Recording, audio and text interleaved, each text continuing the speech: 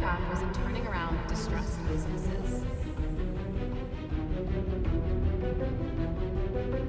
EG is building champions, an empire for North America. And we have assembled a team that represents the best of North America. And we're going to do it our way.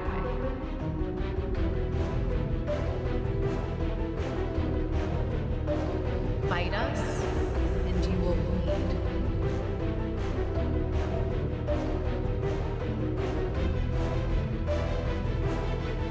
Evil still lives in North America.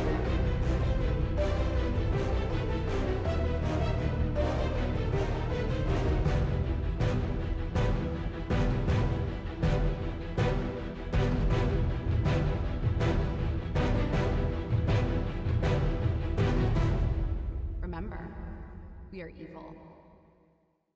Welcome back to the Four Horsemen. Only 3 horsemen once again this week, and that is because we are back to our shenanigans with the EG files. You guys have been asking for it because we released the EG files part 1, which was just the 3 of us, because it was about the history of Evil Geniuses, the org. The EG files part 2, which included Phil Aram, which took us right up to the point at which Peak 6, a financial company, purchased the team, the intellectual property. By the way, that was actually a surprisingly insightful episode too. He had actually quite a lot of he was able to say quite a lot about like what his vision of the team was, what he didn't have. It was kind of amazing, But because, guys, we basically getting a guest for this part who is in the Peak 6 variant of Evil Geniuses, and Peak 6 still owns Evil Geniuses, by the way. They just have massively reduced their funding. Okay. And they've sold their LCS slot back to Riot. So basically, Peak 6 comes in, and you might ask, what is Peak 6? Where they started as an options contract firm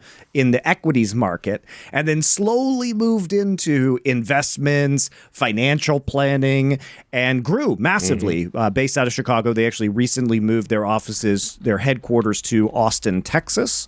And it's a little bit weird that they would be involved, but as we will discuss, this groundwork was pretty much laid many years in advance because of Matt Hulsizer, one of the owners and founders of Peak 6, his interest in professional sports teams, which then set up their investments within esports. And so at the outset, what happened was they spent over $30 million to acquire Echo Fox's LCS franchise slot.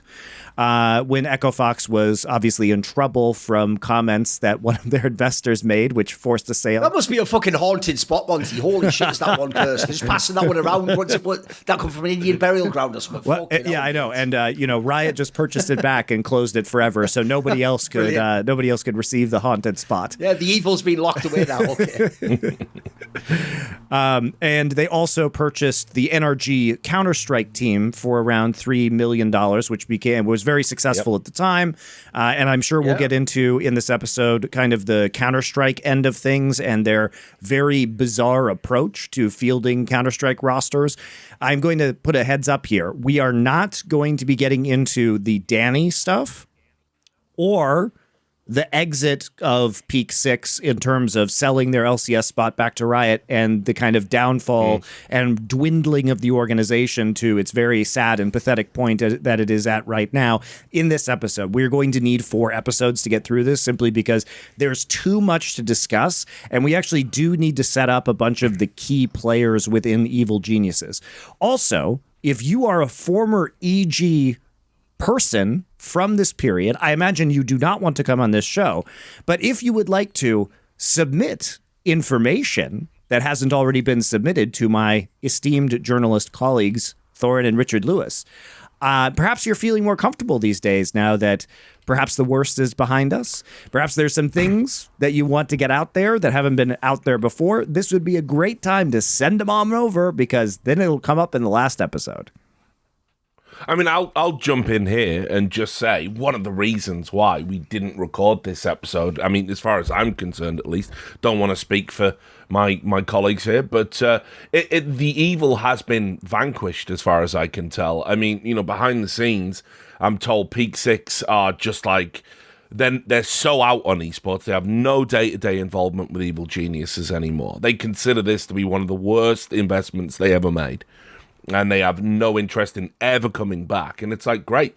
You know what I mean? It's like, we can beat the dead horse if you want. And it is nice to, spike the football and celebrate your victories. But I think, for me, our energy needs to be applied to, who the next Evil Geniuses might be. And trust me, there will be a next one, right? So, but anyway, no, this is all fine. And we'll largely be going over stuff that you already know about. But if there is stuff that we don't know about still, and it wouldn't surprise me. I mean, we were just saying before we went live, there is stuff that just remains There was a mountain of shit at Evil Geniuses. It was one of the worst run organizations. And crucially, the signs were there all along. There's an interesting little detail that I don't think we've ever talked about publicly, which I'll bring up today.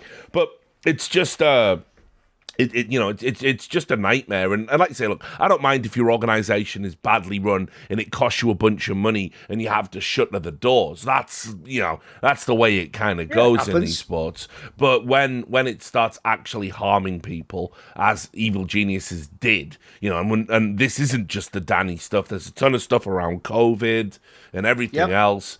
Once you start harming people that work in this space, like, I am going to step in. And again, we were laughing. Like, my Substack, like, after it launched, it went, hey, Counter-Strike 2's real, y'all. Everyone's like, nah, boo, you're wrong. Fuck you. Turns out I was right on that one. And then it's all Evil Geniuses reporting. And that was, like, such a big focus of what I was doing at that time. So we'll be going over a lot of stuff we've already talked about, but just so people know, because I know this was one of the most requested episodes, it's like one of those things. I don't know what you think you're asking for, but okay, we'll do it.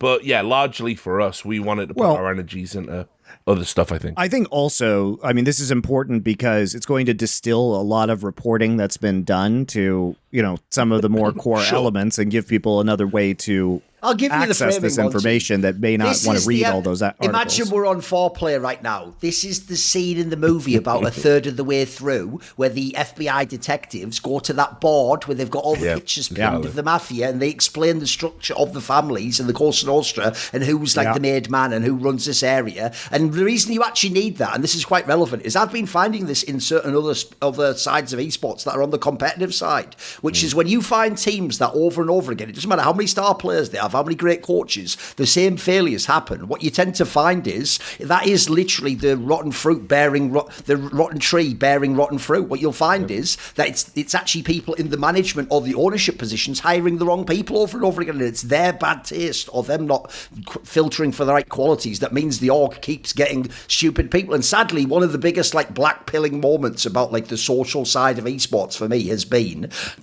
I know this will make me sound naive, but I always thought if you're the scumbag guy who knows you're a bit of a chancer and a con man and you're not really who you say you are, I always assumed the way you disguise yourself is you would hire really competent people, then take credit for their work. No.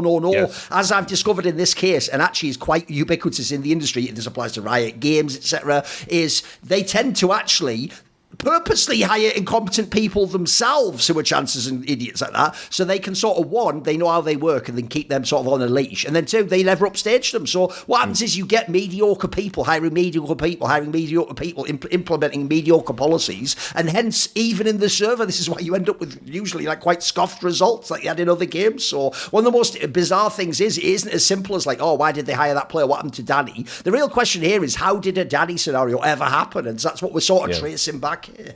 Correct, yes. And so I'm going to talk about, we're going to start with who is Peak 6 and why do they matter. But before that, guys, we do have an exciting new partner to announce here at LFN. And that is, of course, Wooting. And Wooting is a keyboard manufacturer, guys, that makes, you can look this up, basically the most well-reviewed professional gaming keyboards, particularly for FPS players, but also for MOBA, if you guys are into that. Basically, they are two of the top 3 keyboards used by Counter-Strike pros are Wooting keyboards. Valorant is way up there as well. What they are Hall effect keyboards, and this is a technology that basically uses magnets. So instead of using a linear mechanical switch, if you're a big nerd about this stuff, it detects distance based on the distance between magnets and each key and the keyboard. And why you care about this is because it means you can basically, you can set the actuation point by millimeters to any individual key. So let's say you want your WASD or your QWER to actuate faster. You can change that. Let's say if you're playing League of Legends, you want it to be harder to press your flash key because you don't want to mispress that. You can change that actuation point. So it's entirely customizable. And they also have a lot of technology that has now been banned within the Counter-Strike ladders and banned professionally. Yeah, but you can also tweak all that stuff. It's like super customizable. By the way, there's even a detail you might not have thought of, Monty, which was it was recently hinted they might do WASD style movement like FPS games in League of Legends. They might bring that. That was a real story. I don't know if you saw this. Well, if you don't know, that is where the scandal of these keyboards came from. Not really like that, but in the sense that it was too good. If you don't know, basically, they had to ban some of this stuff. Because essentially, the actuation thing Monty's talking about, the OP thing they figured out was, what if you make it even so that like the second you just let go of the key activates, basically. It doesn't even have to go all the way back up past it doesn't have to go past the actuation point. The obvious angle is if you're doing like WASD strafing in the game, well, the quicker your actuation is in that sense, the sharper you can be at doing like the fucking jiggle in CS or stopping to be able to fire. And if they end up doing this in League, if you didn't see, guys, already people who know games like Dominate even pointed out, like that will probably make League OP because then all of a sudden, like certain characters, you'll be able to dodge spells all the time. So like actually this keyboard is like the primo tech for that. It's the absolute best, and it's super customizable. They've got loads of features on it. You know, I've been playing like Apex with it, and the rapid trigger is really helpful for strafing because basically it dynamically changes the actuation point. So as soon as the instant you release a key, it will then release. And so if you try and hit the next key over, like you're using A and D to strafe, right? It'll instantly change the direction of your movement, which is very, very useful. So there's a lot of stuff you can do with these keyboards. They are like the gold standard of keyboards in the market right now. All the reviews are glowing. Everybody loves these things. They are incredibly well made. Yes. And also, if you guys go over and get yourself a Wooting keyboard, they've got the full size, which I have. They have, you know, the tournament issue that doesn't have the numpad. Tournament size. So whatever you guys want, if you're traveling around a lot, those can be very useful to have. But you can head on over. Also, just for normies, Monty, before they head over anywhere, understand how customizable these keyboards are as well. Like if you're a weeb. I've some of the key sets I've seen for this are they take the same they take the same they take the same keycaps that Cherry keyboards take, guys. So whatever keycaps you have, you can slap on there. Right. But also, you know, it doesn't lock you into one mechanical switch type, right? Which you can then say, hey, well, I'm not really feeling the this millimeter actuation point. I'm just going to change every key on my keyboard all at the same time because their utility software is also great. And also, if you guys head on over and use the code Horsemen at their site, when you buy a keyboard, you're going to get a free one of these, which is like a $50, $60 value, which is what they call an UWU, which is a fully customizable USB keyboard. So all these keys can be fully customized. That's very useful if you play OSA or other rhythm games. But you can basically plug it in via USB and change the keys to whatever you want for macros or whatever other things. So it's just entirely free. Super cool little toy just to have on your desk there. So that's with code Horsemen, HORSEMEN. So thanks to Wooting. We're very excited about this partnership with them. If you guys need a new keyboard, this is the best, period. By the way, people who play those games like Osu and those rhythm games actually sort of freak me out a bit because it reminds me of that scene in the classic 80s movie Daryl where he just, because he's a computer, he just interfaces and plays the video game like 10,000 times too fast. I'm like, what's going on here? Are you an X-Man or something? I can't even hit Tetris that fast, Japanese guy. What are you doing? You be so crazy, Japanese guy. Great movie. Yeah. Great poll. Don't take our word for it, guys. You can just look at any reviews. These are the best. The pros use them. Pros swear by them. They're excellent. Believe it or not, that anecdote about Daryl wasn't in the copy. I just came up with that on the fly. Okay. Keep getting notes about that. So, you must reference the classic 80s movie. Nah, they're Daryl. chill, man. They're chill. Okay. They're a bunch of chill Dutch dudes hanging out. So anyway, let's get into it. So Peak 6.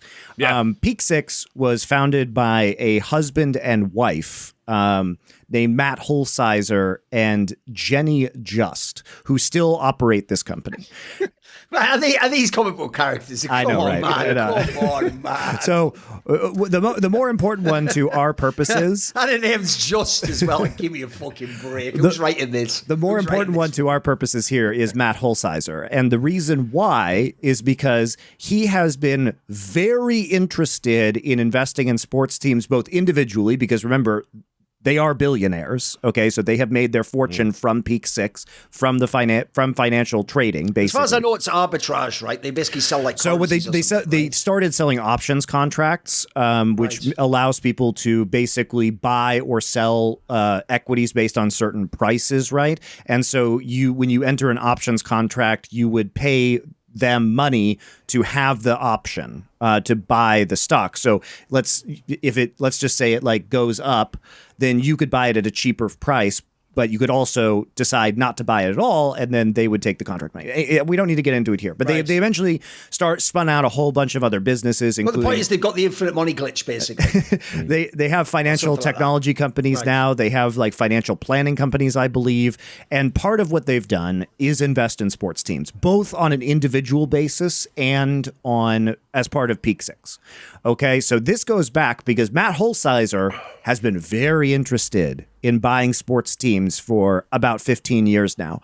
And this started with he was going to buy the NHL team, the Arizona Coyotes, in about 2010 for $100 million. All right? Mm-hmm. He himself. Okay. And the reason... That's fairly cheap, actually. Holy shit. Well, it was 2010.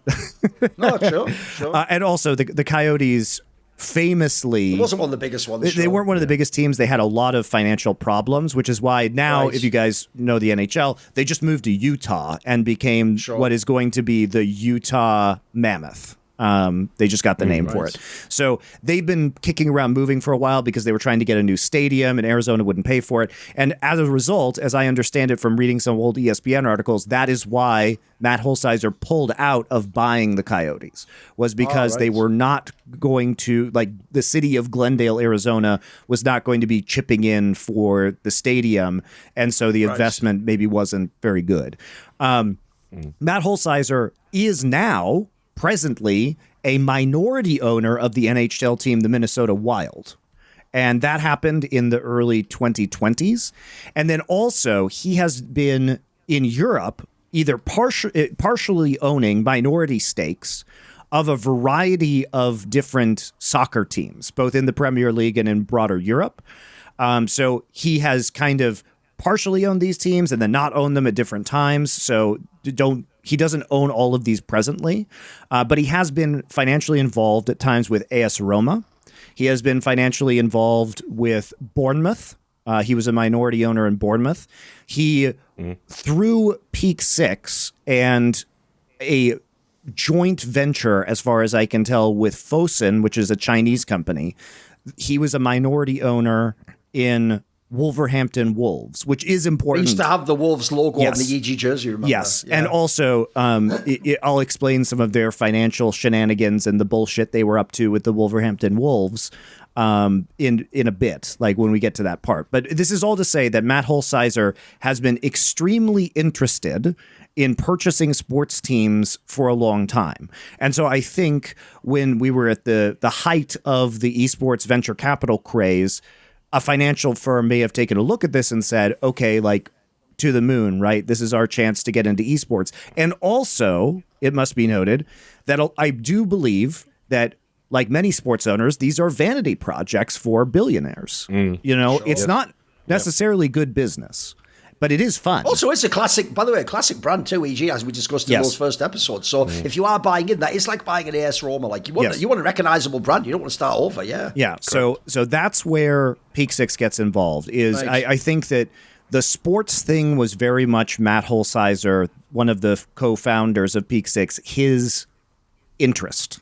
And so I think partially because esports was the hotness where everybody was saying, hey, in 10 years, this is going to be like owning an NBA team. And he had been trying through various means to own teams globally. So he was keyed in. He was tapped into this. And I think that's probably why they got involved. That's even why I can see why this guy would. As you're saying, if he's trying to buy into the NHL in like 2010 sort of, that's the actual era. The 2000s, if people don't know, was the real gold rush for all those American franchise teams. Like they already were, where you could buy them for hundreds of millions, and they're all now worth billions. Like the famous one I always tell you, Monty, is that one where like people always say this, but apparently he wouldn't have had the capital to do it. Famously, when John Elway retired at like 2000 or whatever, supposedly they said to him from the Broncos, like, you can have ownership, and it would only have been something mental, mate, like 140 million or something. Whereas like obviously now it'd be worth billions and billions. But the point is that's how actually like reasonable it was, cost efficiency wise. So that is like buying into EG now, because what you're thinking is if it blows up in 10 years, I'm laughing at it, then it's worth like $200 million or something, like they claimed on all those Forbes articles. Yeah, plus it was a beleaguered prestige brand, right? Like, it's a good one to bring back. Yeah, I mean, they were on the brink. They were on the brink. I mean, they absolutely needed some form of investment. Yeah, I mean, and they needed relevance, and so they needed somebody who could actually come in and spend $30 million on an LCS slot. And obviously, like, they took a fat L on that LCS slot because when Riot bought it back, it was for like $8 million or something like that. So literally the entire Evil Geniuses project lost Peak 6 tens of millions of dollars in total. Oh, yeah. Which is a drop in the bucket, to be fair. Sure, it is a drop in the bucket for them. Yeah. I mean, they are a multi-billion-dollar company, but... By the way, one thing, Monty, I don't know, obviously we won't have to get into this, but I will reference this now. Another thing that's weird is the only time I initially heard about Peak 6, I don't follow like all financial stuff behind the scenes. I tend to just stay on like the on-camera side of things and like the big names who are listed as the CEO, etc. The thing that shocked me the most when I did the Danny research was that basically Nicole LaPointe Jameson herself, who eventually was the CEO, was just like an intern at this company at one point in time. And then for real, again, I'm just going to go with all the old references, like some hood sucker proxy shit. They just one day said, like, just make her like run the whole team. It's like, what? Like, she just got like plucked out and just ran the whole company. We'll start there then, because the first thing that Peak 6 does upon acquiring the intellectual property, buying the LCS slot, because they made all these moves basically simultaneously, buying the Counter-Strike roster from NRG. So they were, all in at this point in time, was put Nicole LaPointe Jameson in place. And Nicole LaPointe Jameson, who now, by the way, has changed her name to Nicole Prim in an attempt to dodge via SEO all of the horrible things that she did and her incredible incompetence, which we will lay out for you in these episodes. But she was 25 years old at the time. Peak 6 was her first job out of her undergraduate degree. I love the way it's literally a Netflix movie casting call. Go for it. Yes. Hit me with the rest of the premise. So I love it.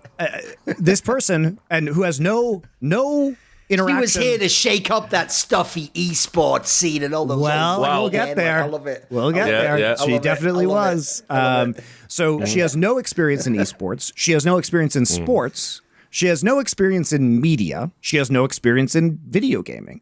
She does have experience being a low-level financial analyst at Peak 6. And by all accounts, she was very close to Matt Hulsizer.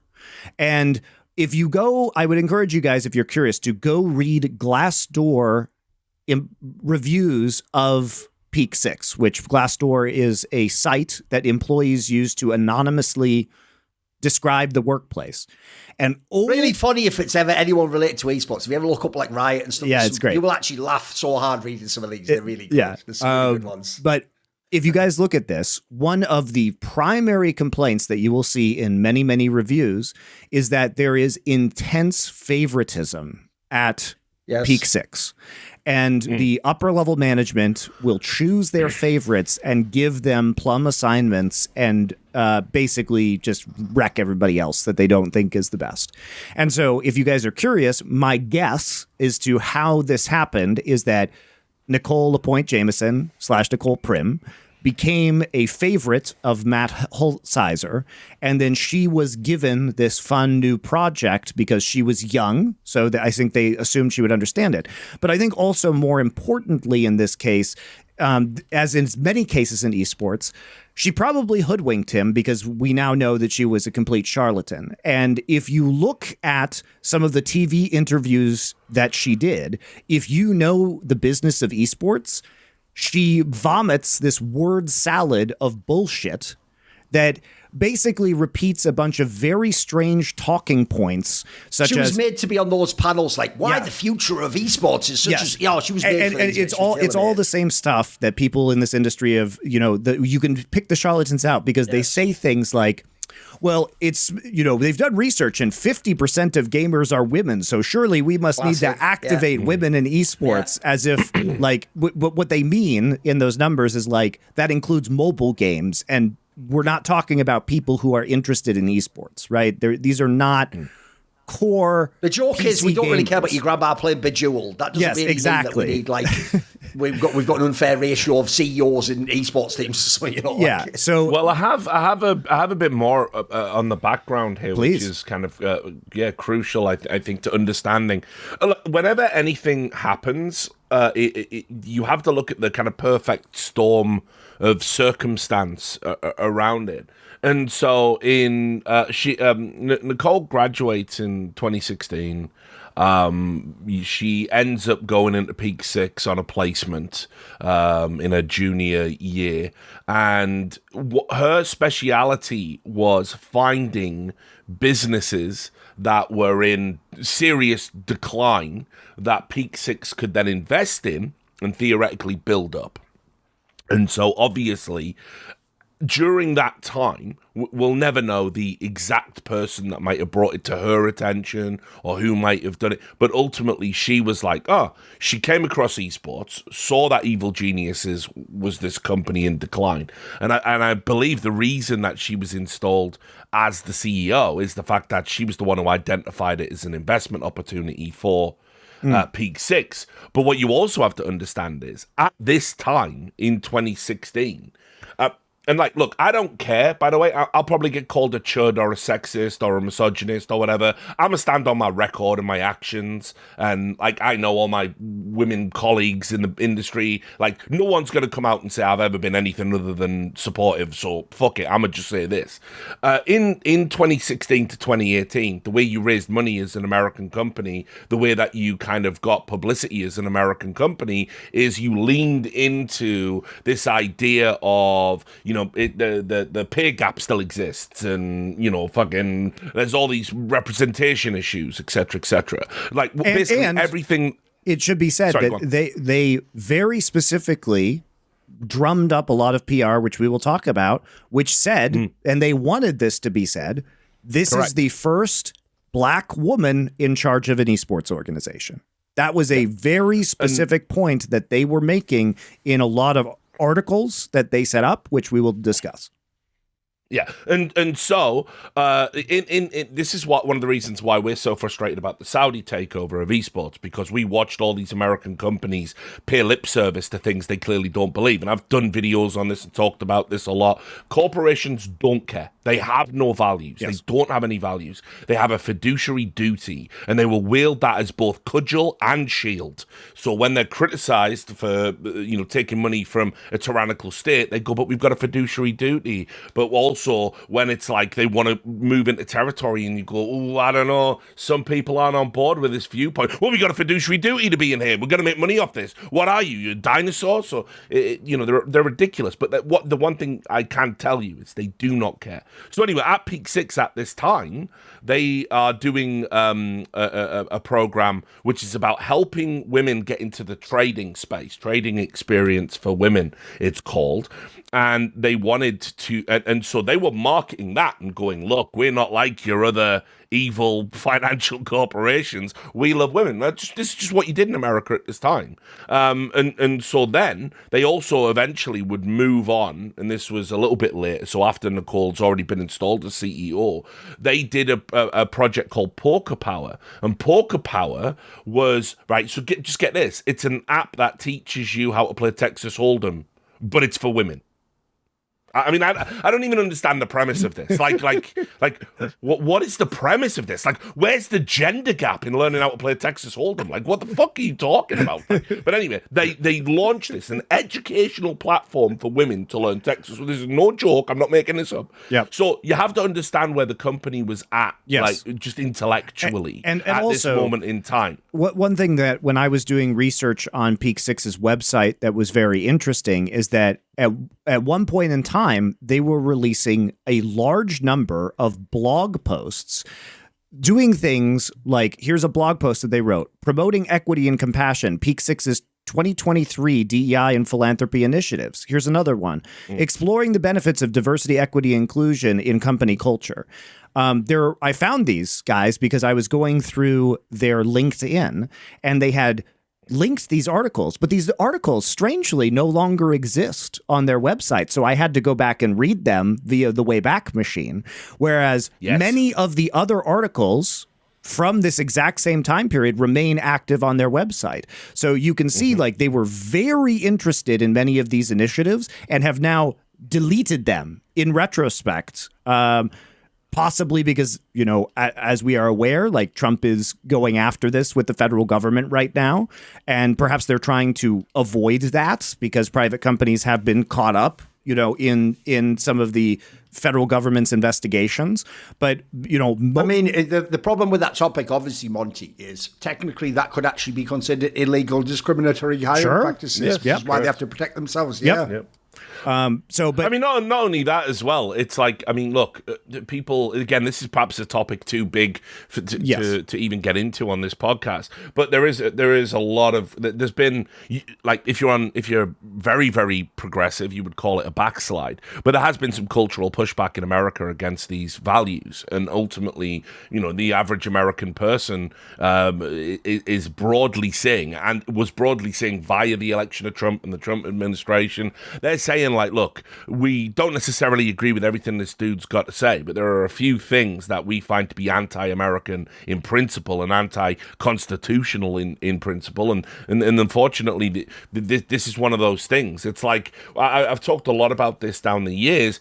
A lot of these initiatives do come from a good place. You know, you look at, like, let's say for like the Rooney ruling in the NFL, which I don't have a problem with personally.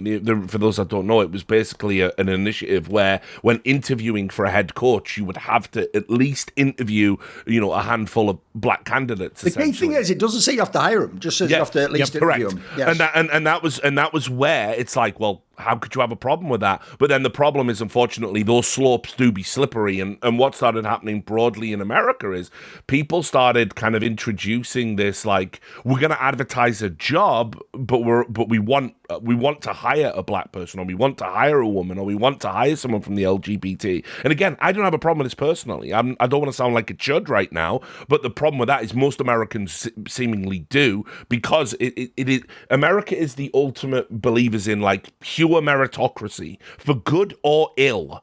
And so whenever you go, even from a good place, well, let's hire someone from this group over here, there will be a large dissenting voice that goes, yeah, but exclusion of any group, even a dominant group, is wrong. And that's kind of where we've ended up. You know, that's where the cultural barometer is right now, and that's why a lot of these companies are walking this back. Yes, you know? And I don't want to get caught up in the broader context of this. I'm just pointing. We're gonna get called scumbags anyway. So whatever. I'm just pointing out things that were deleted from the website. And also, you know, Richard, you're saying, like, look at what the company was doing in terms of these initiatives at the time, right? Yeah, and it's all cynical. And by the way, we promise this is going somewhere, guys, because especially the female-led aspect becomes incredibly important to the internal culture of evil geniuses, and actually becomes, I think, massively negative for them, because it becomes the environment becomes very prejudiced in favor of women and against men. And these are the stories that came out when Evil Geniuses was undergoing everything. So not only that as well. I mean, just broadly speaking, they wanted to have an executive body within the company that represented the brightest and best women from the space. And what they then went and did was they didn't hire women from esports, endemic from esports. They went outside of esports. And unfortunately, it was, regardless of gender, what ended up happening was, like, in esports, we're basically like hippies. Like, we're all just, you know, peace, love, and fucking, smoking weed, playing video games. We've turned a hobby into enough a about business. that weekend. Yeah, exactly right. We've turned a hobby into a business. It's just about at its core. It's just about this like love of a very nerdy and niche thing. What they did was hire insane, ruthless corporate sharks to come in and run people from that space, and so this cultural collision is ultimately what creates this. There was a huge stigma of against people who had been involved in esports previously among the evil geniuses management. The joke is, Monty, like every nightmare office where you have bad hires, there were people who actually, hence why there was some success in the game, carrying all the slack on their back, who, by the way, unsurprisingly, were the endemic people who already were in esports. But as you're saying, Monty, the internal messaging would be, don't give them any of the credit, they're to blame for everything. Actually, the bozo airhead who didn't do that and just gets to be their boss, they take all the credit. It's like, it was actually some like nightmare scenario. Yeah, and they were treating people badly because remember, at this point in time when they take over, they actually need the institutional competence of the employees that they have absorbed. Monty, without going into a specific game, if people know League of Legends, the Andy Barton guy they had there is has got like the Midas touch in April. He just walks to orgs and just makes them like championship rosters and teams. Great manager. And again, this is another person where they were sort of like budge him out of the fucking win. Say, what's going on here? Yeah. No, it's nuts. That's the worst thing about these companies. Now, look, it's the best thing for us because this is also one of the ways you eventually get the leaks, isn't it? Like the legit people go, well, I'm sick and tired of this. I can't do anything myself, so let me like get info to you. But I will tell you, like every company in esports, including Riot and Blizzard, there's always some really legit people there. It's like I say, there has to be, otherwise the company would fold instantly. Like they have to be the workhorse, the boxer in the Animal Farm to do the fucking work for the people who were just sat there doing all the crazy decrees. So yeah. So anyway, she gets hired, and by the way, it is not. Let me just. In 2019, it was not normal for a 25-year-old with neither work experience nor esports experience to become the CEO of a company, particularly one that had just purchased assets for $33 million. That is not normal. Even the people from outside who came into esports to be CEOs of these companies, I mean, these are people mostly in their late 30s, 40s. These were the kind with considerable experience as well. And usually, by the way, with a lot of experience in traditional sports. And we can say whatever we want about these people, many of whom were also bad, right? But regardless, I'm just saying this is an unusual candidate for this position because the people who were that age, and by the way, nobody was that age anymore who was like an original team owner. It's, they were older than that by 2019, but you either were an original team owner from way back in the day, or you were brought in by one of these venture capital companies or a professional sports team, Like, we could talk all we want about Joe Marsh, but at least he came from the Philadelphia Flyers. You know what I mean? He came from a sports organization to come, like, be the CEO of T1. And, I just want to add, so it's on the record, like, I was absolutely rooting for Nicole from the moment she came in because, having been in this business for such a long time,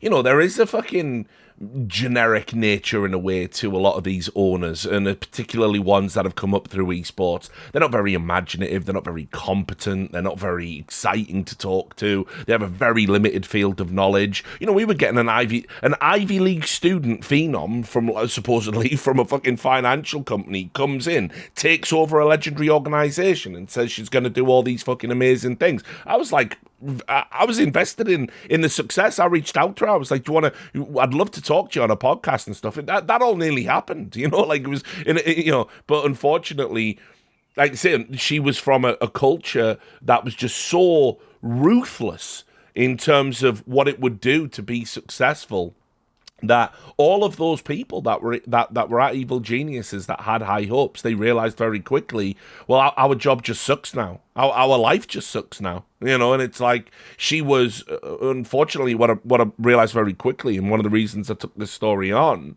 going all the way back to the Danny stuff, and then later all of the stuff that came out, was she was basically by all accounts, a corporate bully, and that just sucks. Anyone who's had a job where your boss is just awful to you all of the time, either via making excessive demands or just doesn't vibe with you, so they just deliberately make everything harder than it has to be. Yeah, unfortunately, if you ever worked in that environment, it's soul destroying. And so immediately I was like, well, that this can't continue. This can't go on. Too many people were negatively affected. And by the way, another reason why it's also relevant, even though we're not going to get yet to the stories where she's involved necessarily, about Nicole LaPointe Jameson is, it's like you're saying, Monty, they didn't do it like we're going to quietly hire her, then establish her, and then start to gradually reveal to the world. No, they came in with, like you're saying, like, it was like a ticker-tape parade on day one. Like, I remember, the one I'll never forget is the Washington Post POF piece in 2020. This is exactly the time period. Here we go. Where they make it for real, all the things Monty's saying. They make it sort of like, and this young black woman's going to come in and revolutionize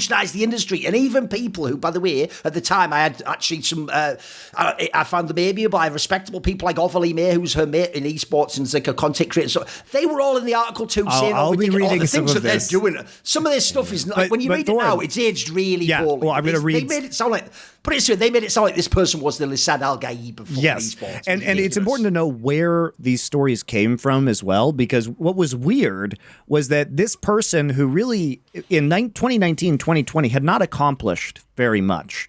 We'll talk about the rebrand in a minute, but the rebrand was disastrous and widely panned by everybody in esports, attacked by Alex Garfield, the former CEO of EG that we referenced on our previous episode. That was wild in itself, because that was like the fucking vampire that's been sleeping 1,000 years coming out the crypt to just fuck everyone up. Like, what's going on? So, but what was weird is you start to see all of these articles pop up. And what you guys need to know is that when you see this happen, it is artificial. These are PR companies. And in this case, there is a PR company called the Story Mob, which is behind many of these esports related pieces. And to this day, on their website, thestorymob.com, in their case study section, you can see a case study called Giving a New Face to Evil, Geniuses. And basically, their job was they were hired by... I accidentally put an incredible title. One of the all-time greats. A little too on the nose. And they brag in here about basically they are hired by Peak 6 to run a PR campaign. And they said, what did they do? They secured profile coverage with national outlets, including Washington Post and Business Insider. And they did a bunch of paid media pieces as well. 100 people transforming business. Nicole LaPointe Jameson in Launcher, which was the vertical from Washington Post. She did technically transform it, Monty. That's correct. That is accurate. Interviews on Yahoo. And so they basically, the PR companies put out this, puff piece parade for this person.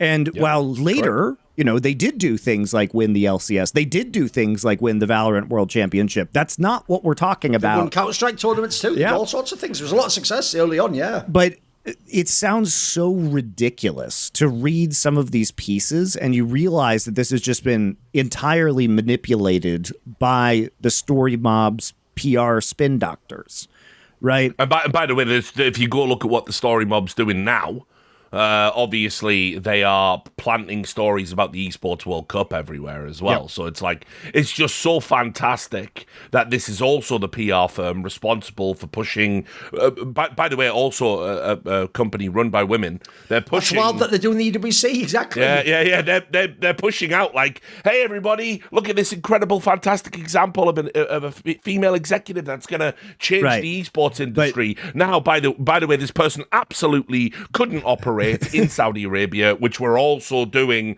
PR for. If you go look at the page, by the way, client wins, it's almost just drowned in Esports World Cup footage. And of course, if you know anything about how the Story Mob got founded and the people involved, former Riot that, people.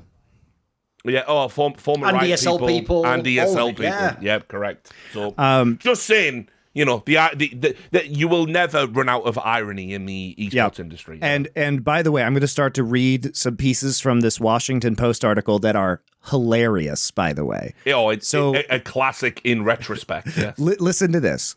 When the deal between Peak 6 and Evil Geniuses started to close in the spring of 2019, this article was in 2020, by the way, it was clear management at the investment firm wanted LaPointe Jameson to run the ship. There wasn't a formal meeting or an interview for the job. LaPointe Jameson wasn't worried about the workload, and she wasn't bothered by becoming a chief executive of a company just a few years out of college. She's been known by her colleague at Peak 6 to work around the clock.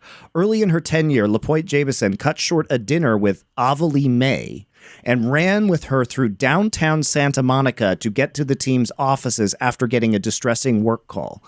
We probably ran for about half a mile, May said, adding they did eventually hail a rideshare.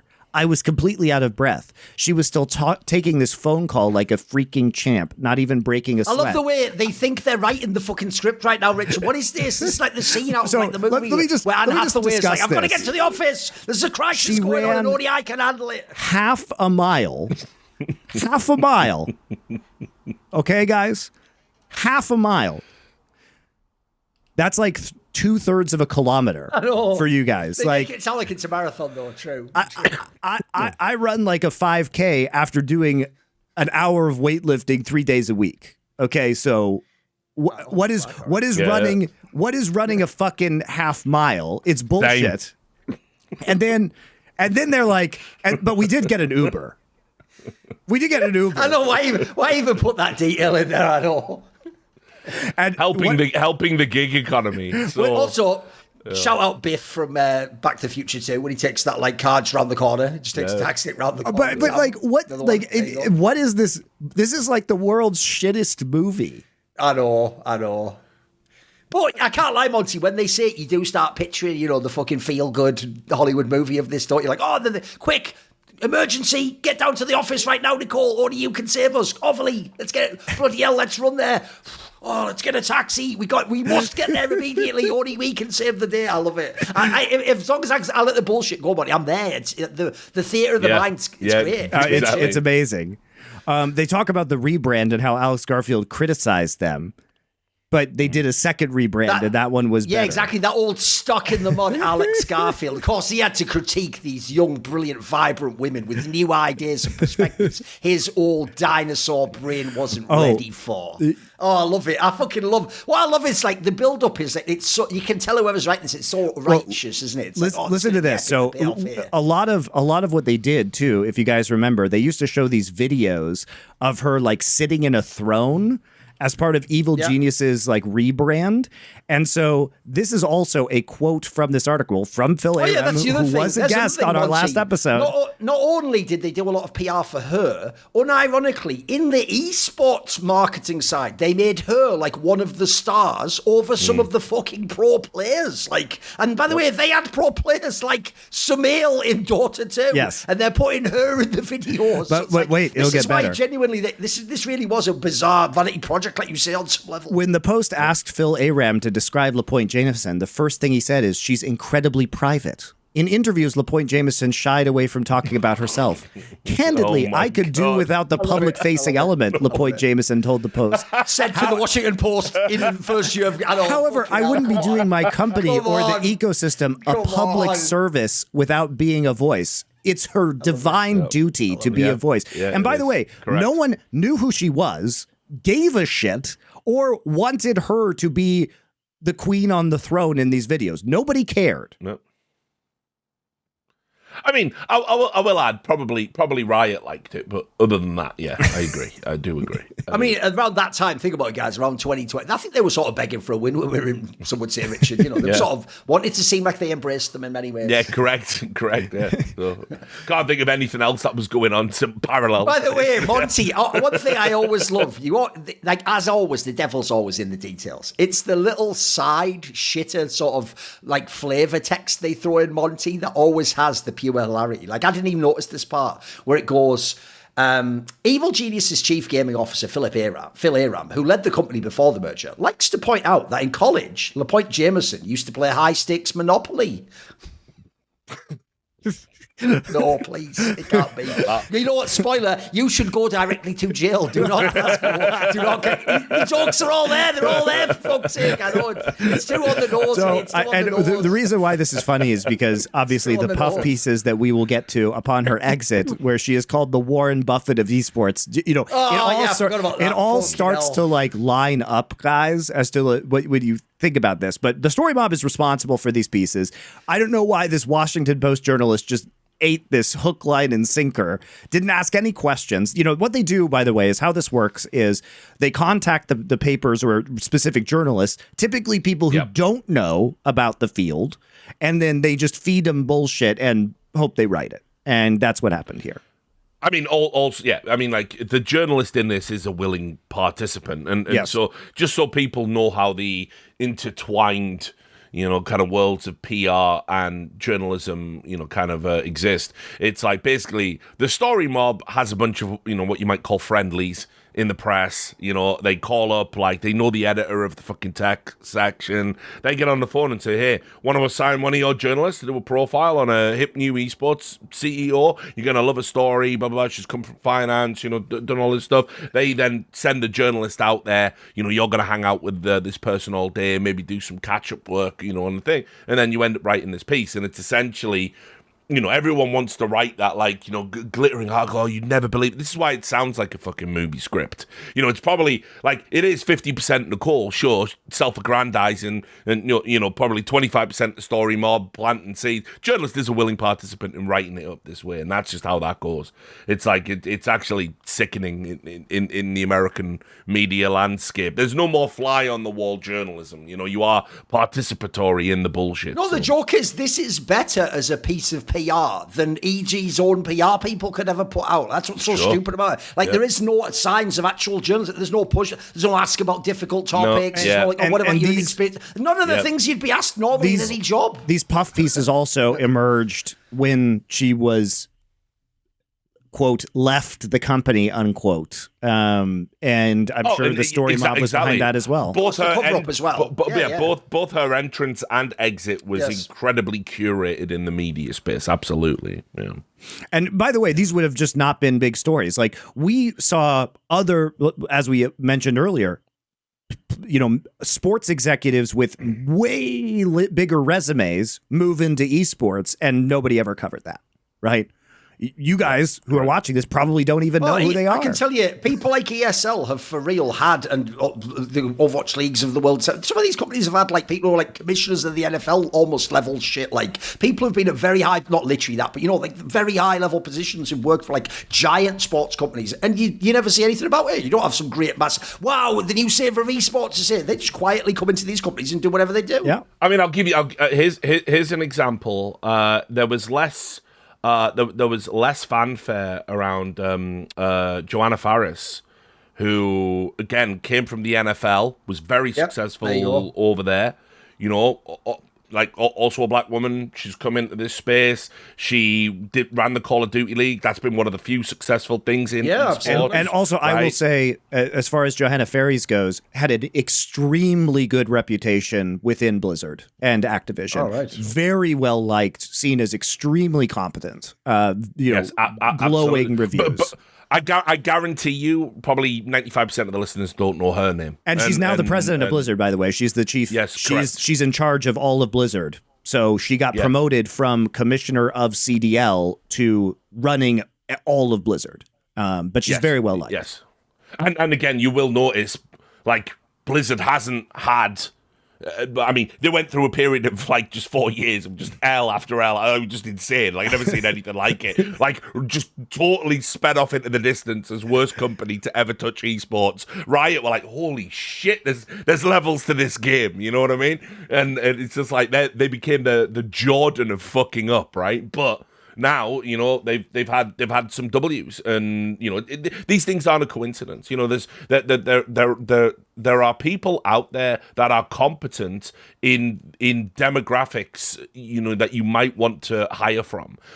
So I want to make that abundantly clear. We're not saying that. We're not, there are people out there that deserve the praise but don't get it, because ultimately Nicole was like, her entire ascension in Evil Geniuses was just a manufactured contrivance, and experience absolutely matters in these high stakes industries where competency is king. And so wanted to absolutely highlight the parallels there. Where's her puff piece in the Washington Post? By the way, Monty, just before the part you read out, and by the way, I'm already going to tell you right now, guys, just for my own benefit, I'm going to take this article and probably do a whole breakdown on my streamers, because there's so much. It's great, isn't it?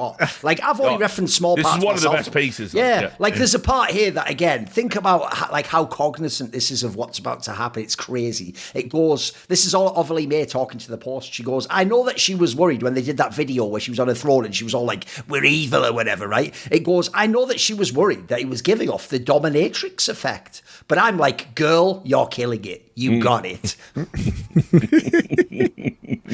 Yeah, some sort of Findom sort of vibe was going on, sort of pay pig thing going on, degrading everyone, So some would say like a sadistic element, then the masochistic people surround you. It's too on the nose. It's too on the nose. And why? And also, these aren't even necessary details to throw in there. You're just giving me ammunition for this. This is crazy. It's so nuts. It's such a great article if you read it through a comedic lens, isn't it? It's an amazing article. So this is all the shenanigans that were afoot when Peak 6 took over. And I'm going to let Richard talk about some of the other interesting personalities they brought over from Peak 6 and the other characters. But first, got a shout out to our other sponsor, of course.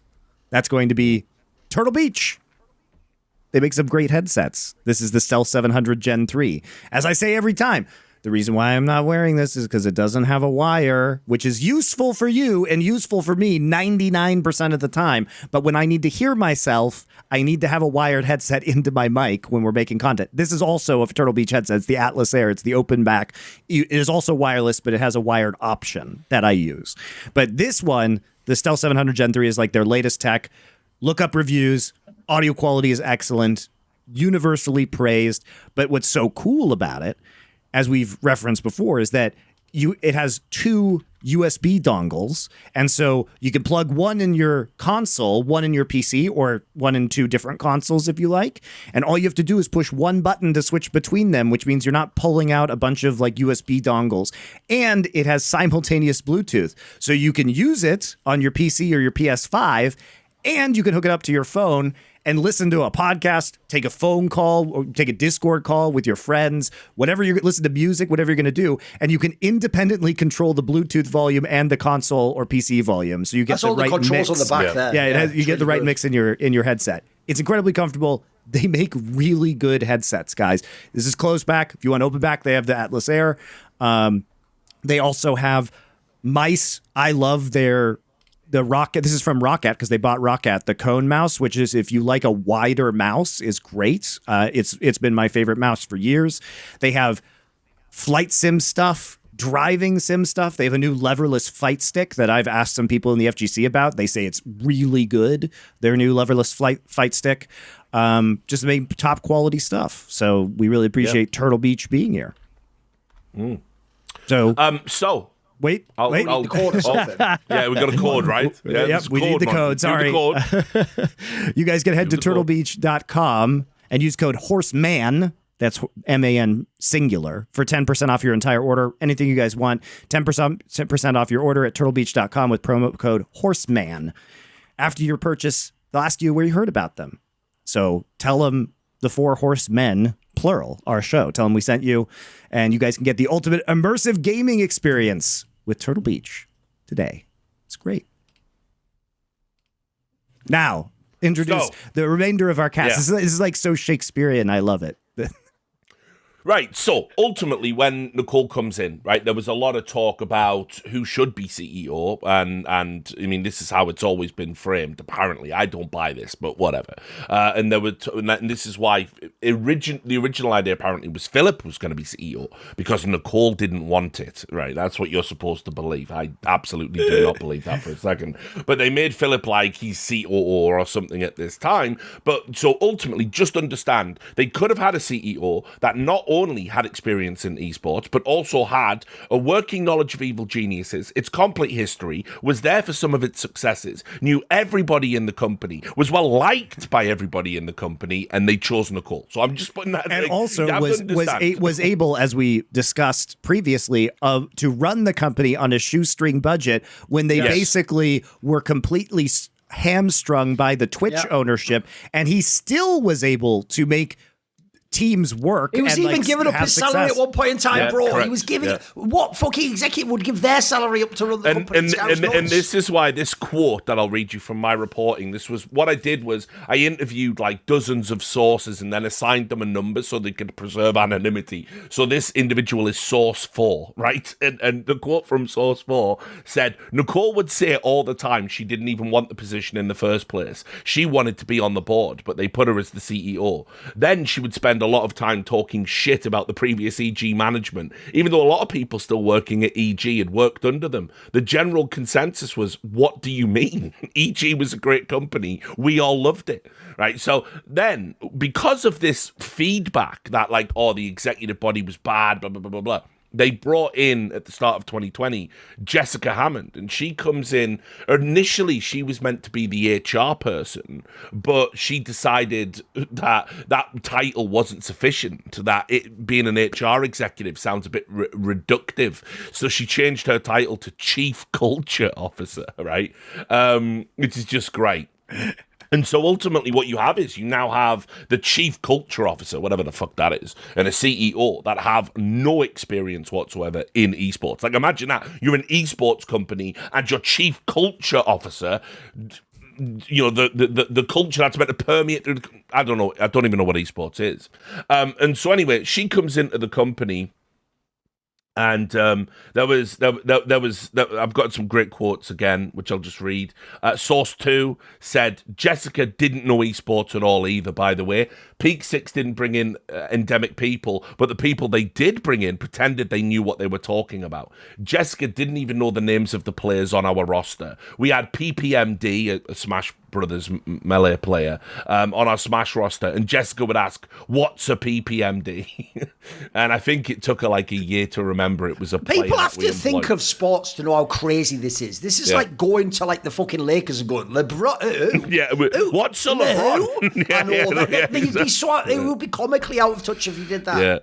Yeah. And then basically, what Hammond ultimately ended up being, what Jessica ended up being, was she was basically the corporate hatchet woman. She was brought in to trim the dead wood, and so she would kind of stalk the fucking corridors of the company, and if anybody like didn't look busy or whatever it might be, or if anybody was like having some trouble, or if anybody didn't hit a deadline, you know, deadlines, by the way, during this period at Evil Geniuses are ratcheting up, you know, the everyone's performance is being measured. Jessica was brought in ultimately to fire them. She had no connection to these people. She didn't care, and ultimately multiple people communicated to me that her job was to oust any loyalists to the former EG, that it was so essential to drive those people out. We couldn't disrupt the industry if there was any of the old heads left at the company. So find reasons to get them out. And sorry, jump in, Monty. I was going to say another person they brought in, which I thought was hilarious at the time, was in 2022. They brought in Kayci Evans to be the director of global brand marketing, and who is now the global head of marketing from. Yeah. Now you might be like, wow, if they're going to do marketing, surely they must be coming from like a very cool, like hip place, maybe somewhere in esports or gaming. Brace yourselves for it. Famously cool to the youth, sports league, Major League Baseball. Major League Baseball. Yeah. Definitely not having its own crisis of being out of touch with young people right now. And also, how can you be the director of brand when you know nothing about esports or the brands that are in its space, or even the Evil Geniuses brand? But I've also had people tell me that this person is wildly incompetent. Still works at EG, by the way. So shout out. Yeah. Technically, I mean, I don't know. I don't think she's doing anything. I don't think any of these people. What's the secret plan to build a home stadium in a cornfield? That'll hit you in a while, guys. Yeah. People are going to get that reference in about 4 weeks from now. That's where Alex Garfield came back as a ghost to shout at the new Evil Geniuses brand. There you go. Well, they built it and he will come. They were told. So anyway, but just back to this real quick about Jessica. So this is source number 1. Jessica came in from another Peak 6 company, and when she first came in, she was bragging to everyone in the EG office that the first thing she always does when she comes into a company is clear the decks and fires a bunch of people. It's what you want to hear from a new person coming in to be your boss, really. To set you at ease, No, let bygones be bygones, but they'll be firing most of the people. Yeah. Jessica said that the work she'd done for Peak 6 was with companies in distress. That was also Nicole's background. And she said EG was a company in distress, and she would turn it around. Certainly. Yeah. Then again, another source. I remember the first day I met Jessica, her office was right next to Nicole. So if you went to see Nicole, you had to go past Jessica. I walked past, and she jumped out the office and shook my hand, saying she was here to make sure there wasn't any dead weight, and that she'd heard there was a lot of that in the company. I thought she was having a bad day, but then I realized that's just who she is. So also, how much dead weight can there be in this company where people were not even being paid well? And they remember that Peak 6 dramatically ramped up the number of teams that they had because they didn't have an LCS team before Peak 6. They didn't have a Counter-Strike team before Peak 6. So they were actually adding new divisions. So they were having to hire people, but how much dead weight could there possibly be? Because this org was massively understaffed. If you go back and watch our shows, because Twitch had sabotaged their ability. They basically sabotaged their ability to get professional players, right? So it was people who were there definitely didn't cost very much, and there weren't very many of them. Yeah, I mean, and look. Let's just be real. Even if that is your job, even if you are the corporate hatchet woman that's been brought in, don't tell everyone that. You don't announce that to everyone. Let's put everyone on eggshells and tenterhooks. Let's go. It just mental. But I mean, what those quotes I hope illustrate is the people that came in from Peak 6 had zero respect for the people that were already at the Evil Geniuses company. And by the way, I will say this: many women worked at this company and were put under this tyranny. You have to remember this. It's not like it was a fucking frat house full of dude bros.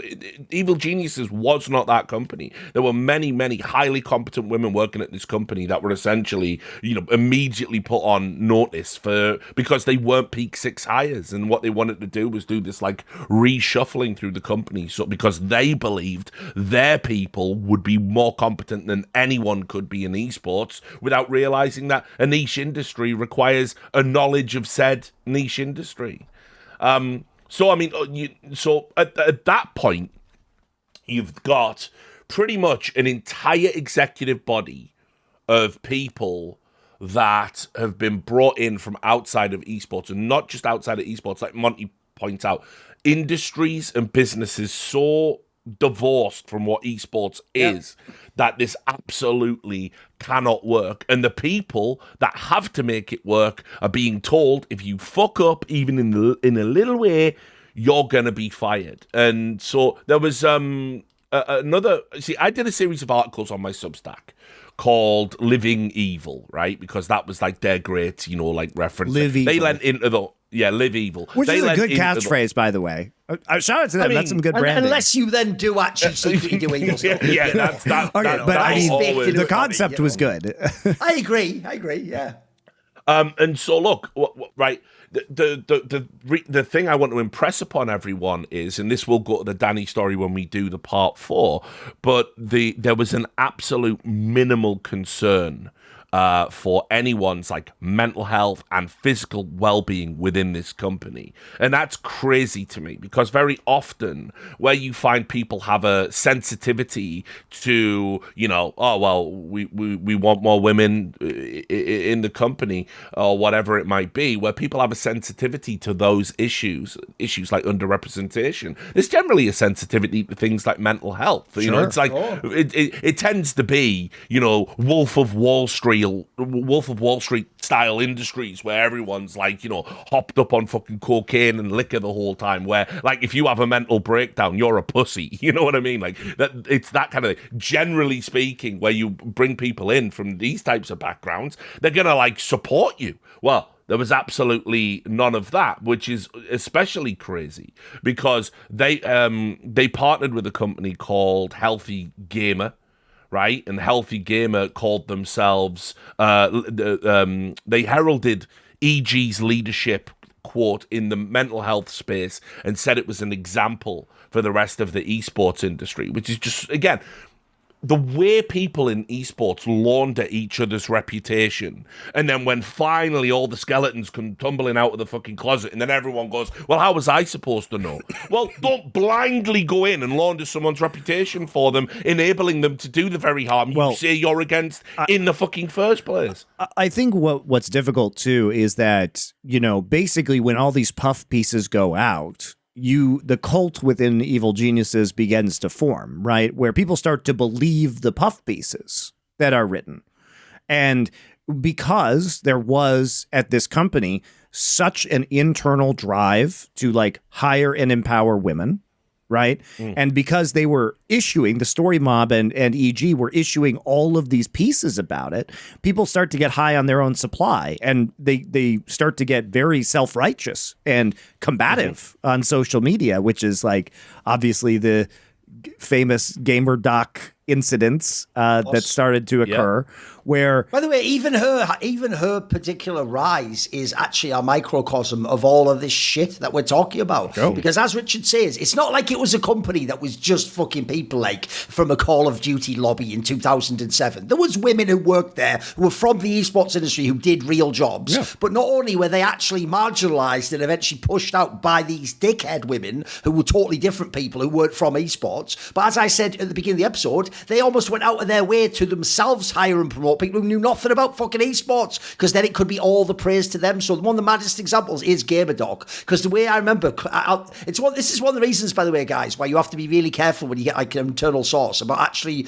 giving their exact phrasing, because the phrasing can give away who it is. But in this particular case, I'll always remember the way they phrased this to me was so fucking iconic, it sticks in my brain. They said something like, she genuinely went from like giving massages to like within a few months, she was almost like the second in command of the whole company. She's like, what? And the idea was she was just like one of Nicole's people, you know. So she was just literally like, I've often given this analogy. If anyone's ever watched that classic fucking like sort of like, it's almost like a stand-up set that Kevin Smith did back in the day, An Evening with Kevin Smith. The funniest anecdote he tells in it from Hollywood is this story where he ends up working with the producer that was going to make Tim Burton's Superman movie. But the producer, the story goes, because this is classic Hollywood, but you'll see how this is what fucking esports has become. The joke is, he's thinking, who the fuck is this guy who's at the producer? And it's a person who started, Monty, as Barbara Streisand's hairdresser, and then somehow, yada, yada, yada, is now producing giant Hollywood movies for hundreds of $1 million for Tim Burton. Like, that's like on this level. It's like, so you go from one day, how's that feeling, to like,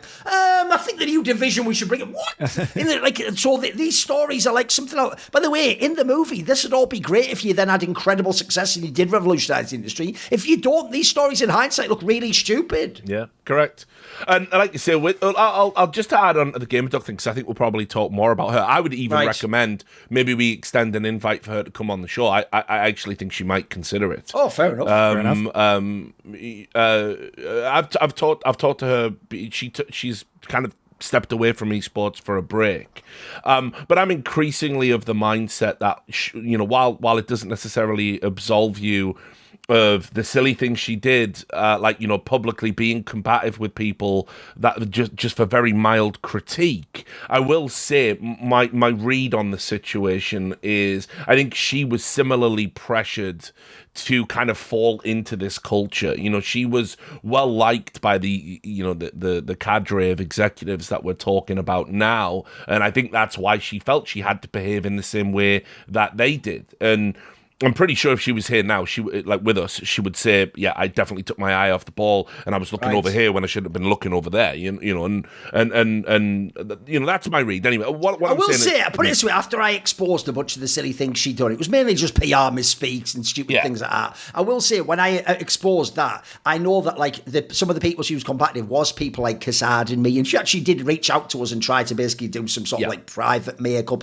I will say, I don't think it was anything public, but that I agree with you, Richard. That's pretty sweet. That is not what people usually do when I expose them. Put it that way. That's actually quite unusual. So I'll give them like some credit back for that. You know, and again, I obviously won't divulge details of a private conversation, but you know, she is very reflective of her time in Evil Geniuses and her time in esports, and I've got sympathy for her, 100%, and empathy with all the pressure she was under as well. You know, not just sympathy because like it went wrong, but I mean like genuinely when you work in an environment where you're rewarded for negative behaviors essentially, well obviously the temptation is to enter into those negative behaviors too. If that's what attributes success and attention, sometimes you could find yourself, you know, slipping into that. And Evil Geniuses had become this very like public combative, you know, we're gonna fight. Like right from the moment Nicole came into the company, you know, the P6 is notoriously litigious, you know, and she was like she was bringing that like energy into the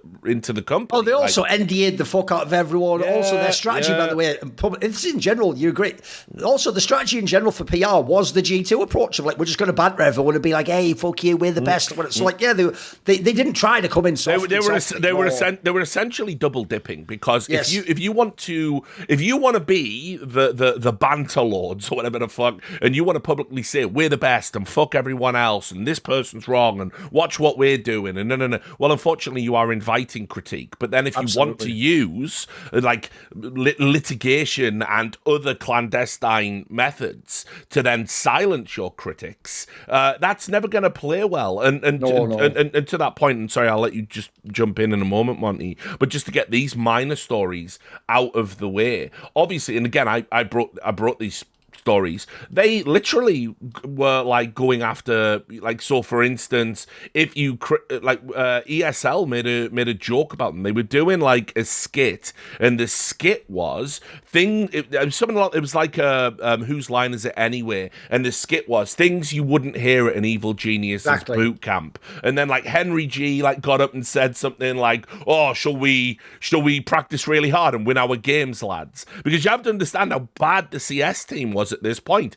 They were finishing like dead last in ESL Pro League at a time when if you finish dead last like 3 out of 5 seasons or 3 out of 4 seasons, you could lose the slot and they were going to give it away. Something that, of course, would never have happened and is all academic now. But the threat was there. And so obviously they were being ridiculed. Well, they back-channeled and went to ESL. We're one of your partners. We pay to be in this league. How dare you say bad things about our team? And ultimately the talent that were involved in constructing that skit, which, by the way, I love how this works when you broadcast talent. That goes via a producer, that gets approved. But like, if someone complains, you get told, don't ever do that again. Like, well, you fucking said it was okay to do it. But anyway, so that happened, and there were many such cases. You know, I know from, again, all the sources I interviewed. Remember, I'm talking dozens of people. They were like, "Yo, yeah, they fucking hated you," and at one point, were even potentially considering legal action against you for the things you were saying and publishing. And it's like the only thing that stopped them doing that is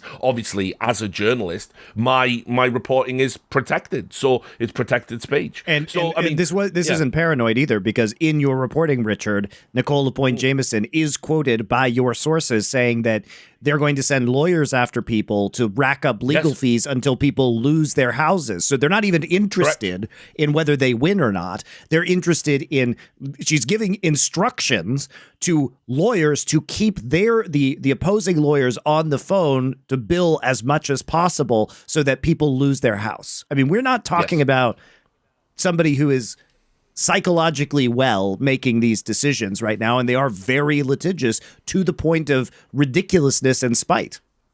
Yeah, and so anyway, just to bring it back to the mental health thing, I'll just again read directly from my reporting. The staff this publication interviewed paint a very different picture about them being they're having leadership in the mental health space. The documented high-pressure environment, combined with what was characterized as workplace bullying, made it an unpleasant environment for those that worked there, despite management saying they wanted to support those who were struggling, particularly during the pandemic and lockdown. The reality was very different. And then one source is quoted as saying, people went to Nicole directly when they were struggling with mental health issues, and she would say that it was okay to take time off, but then you'd be asked to work while you were off work and you had to take things home with you. One staff member was on the spectrum and had a lot of diagnosed issues, and the amount of times that was joked about in the workplace by Nicole and Jessica, you know, they'd say things like, why can't they just do the work? And they seem to really look down on anyone. The idea a HR person is saying that is absolute insanity. Holy fuck. Well, that's the person. The joke is, if someone says that in your company, that's the person you're supposed to go to report them. That's the person who's saying it. Holy fuck. Yeah, and they just seem to really look down on anyone that couldn't work in a way that they deemed to be, quote, normal. And then this is back to the reporting. Multiple former employees stated that the experience was so bad, they had sought professional help and either received medication, therapy, or a combination of both to deal with the aftermath of working at Evil Geniuses. So this environment for everybody there is like absolutely horrendous at this time. And there is this kind of, you know, one of the things that was consistent in all of the interviews was there was the Peak Six people came in and there was this almost like playful, are you with us kind of denigration of other employees within the company. So they would test whether or not you were on side with what they were doing by saying something bad about somebody else. And so, you know, they say, that person's a bit, Who wants mind games like this as well from your fucking boss? Like, so I have to think, do they actually think that? Or they test it? Oh, fucking hell. By the way, one thing you're illustrating very well here, Richard, is from the outside, people do just think like, oh, lol, I heard so shit. No. I know it sounds like it's fun in games, it's just video games. No, these are like multi-million-dollar companies where you have massive pressures. And by the way, when you get fired, like any industry, the next gig's going to go, what happened at the last company? And then you're going to have the shit reference from these people. Like, these people were actually affected, as you're showing, like people's mental health, their fucking like well-being in their industry. Like, oh, this is crazy, the impact they were having. Oh, sure. And then obviously as well, I can talk a little bit about so there was. I mean, again, I'll leave the Danny stuff because there were multiple requests put into the executive body, like, to address that problem before it became a problem. But I'll talk about the Rainbow Six team. So basically, in 2017, EG acquired a roster called Continuum. They performed relatively well throughout 2018, and they were just doing it, you know, living where they lived, you know, and coming together for boot camps and then going to events. But when Peak Six comes in 2019, they start pressurizing the players to move to Seattle. Now, listen, I was a huge fan of grunge growing up. Love grunge, right? I've been to Seattle. And Frasier. Love Frasier. Yeah, love Frasier as well. Seattle's a shithole, unfortunately, and an expensive shithole. It's like not a... I was very disenchanted when I went there. But, like, I mean, forget the fact that it's just got a lot of problems that big cities have. But it also... it's super expensive. It's super expensive to live there. It's crazy. It's crazy. And so, like, there has to be a reward. You've got to help me, right? But anyway, that didn't happen in this case. So again, I'll refer back to the reporting at the time. the players do eventually acquiesce and decide that they're going to move there. And it says staff within EG recall that the team weren't given a lot of support, and many of the players, after moving, complained about being homesick or not having enough money to undertake basic activities to break up the monotony of life in a new city. One source said, Seattle's a very expensive place to live, and some players weren't on good contracts to begin with. So even with the stipend they got for the housing, they'd be struggling financially.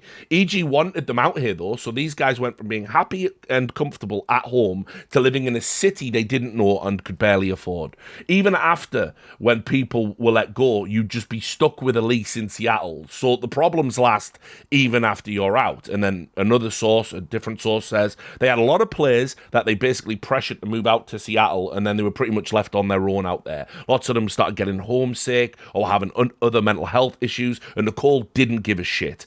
They would start performing badly and end up leaving EG, and this happened all of the time. They tell players it'd be great to move out there, they'll get a stipend, everyone's one big family, but as soon as they got out there, it was just a big shit show. And then one final source said, the team were in apartments evil geniuses picked out for them, and these were expensive apartments. When EG pulled out of Rainbow Six entirely, they were just going to leave the guys stranded there.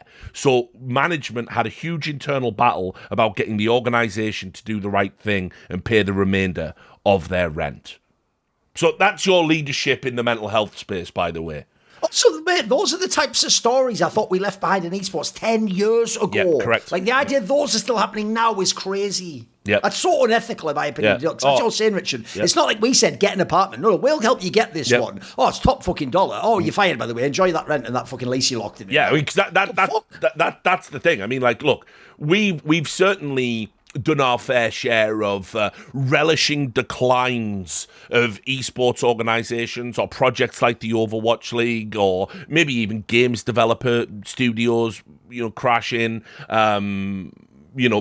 Riot scaling down. I mean, look, the human reality here is not to sound like Brad Pitt's character in The Big Short, but the reality is people move to these companies, they take leases, their life is in upheaval, they maybe move their families, children, and then when these companies close and shutter, or your job is made redundant, you're stuck there.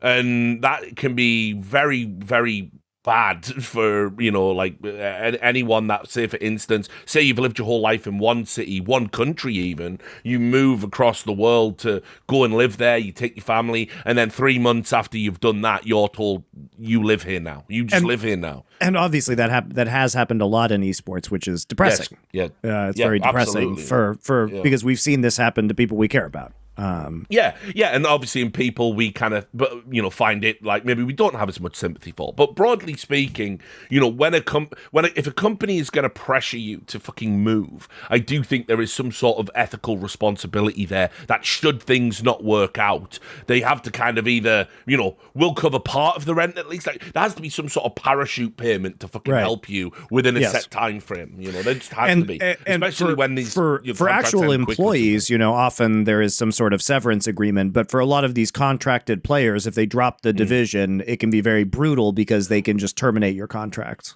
Players especially get it bad because obviously it's a performance-driven industry, and it's explicitly stated within your contract at any point you can be benched. You can just be benched. And generally speaking, when you're benched, you don't get the same salary.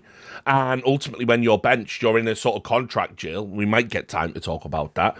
And you become an asset for the company, but at that point, there is a dehumanization process that has occurred. You are now an asset. I am looking to sell you like you're a fucking car or something. And I don't give a fuck about your rent, your life, your family. And so, I mean, look, obviously that's an industry standard. There's a lot of young, impressionable people making huge decisions about that will affect the direction of their life. And then they're just being laid off because of esports winter, wink, wink.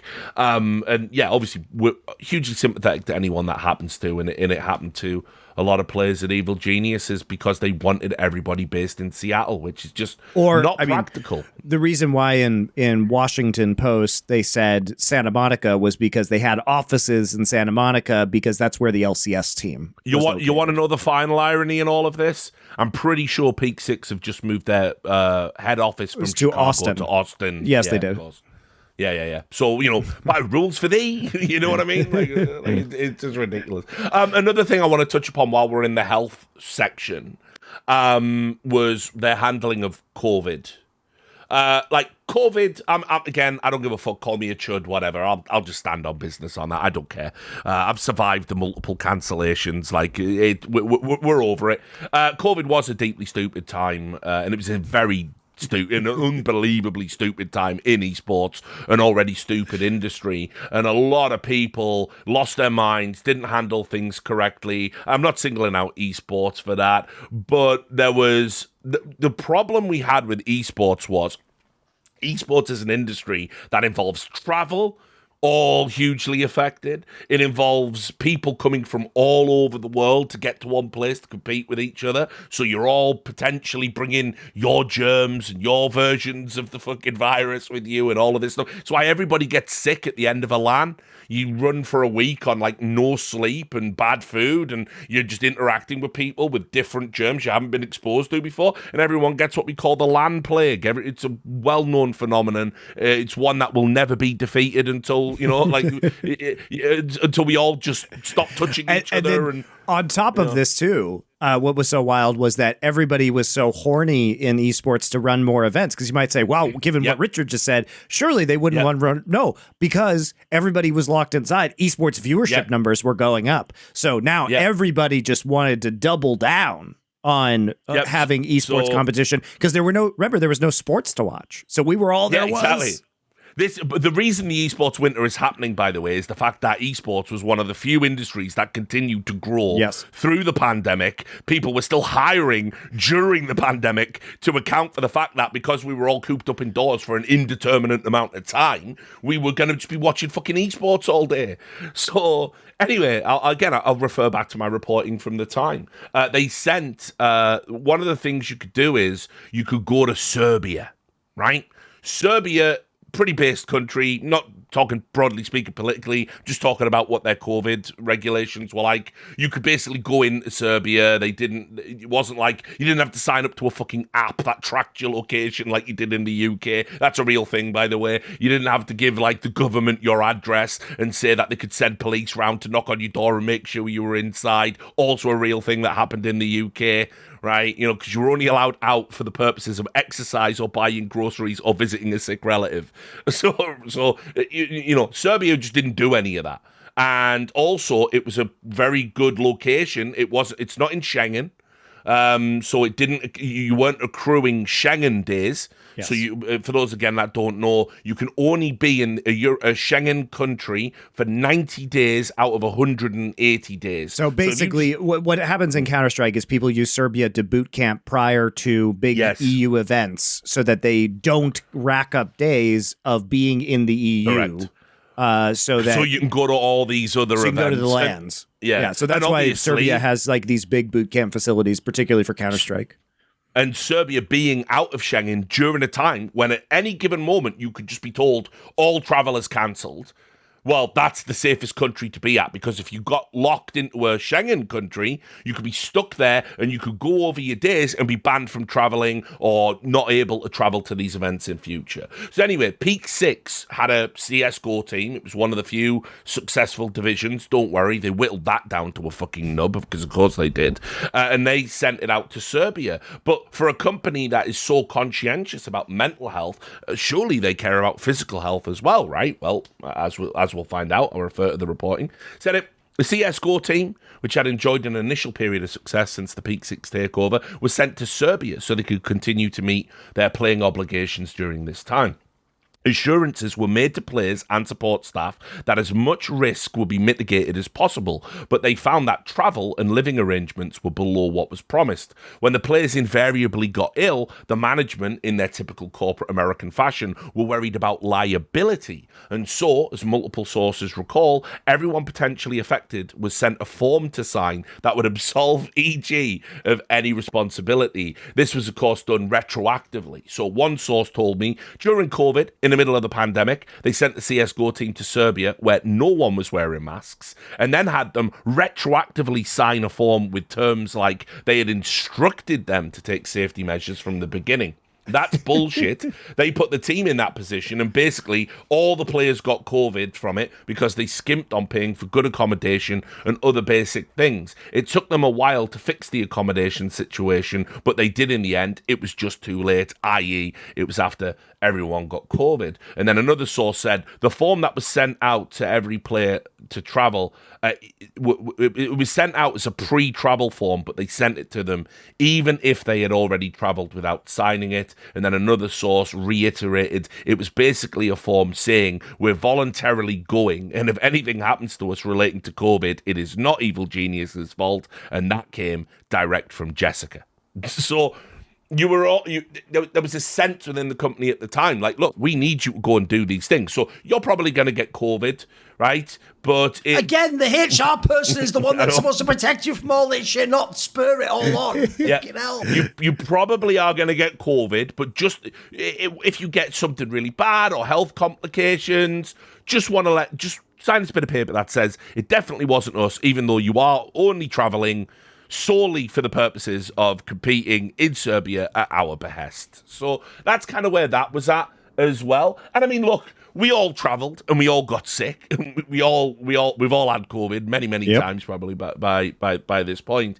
But again, it's instructive of where they're at as a company. And this is what I mean: the disconnect between the executives and the health and well-being of staff and players during this time was a disgrace. And when you look at all of this, it's very easy to see how a thing like Danny could ultimately end up happening, because you were just there to fulfill the obligations of making Evil Geniuses look good. We're the disruptors. We're here to disrupt the industry with new ideas like bullying, and it's just insane. It's just insane. Every time I would meet with sources and do the interviews, because this took ages to do, like dozens and dozens of hours, because I interviewed dozens and dozens of people. But it was always like there was always a new bar being lowered. Like, fuck it, and just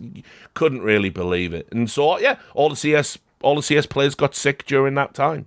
And then told, sorry, you have the chicken soup, but can you just sign here, just in case, your lungs fall out your ass or whatever the new variant's meant to do to you.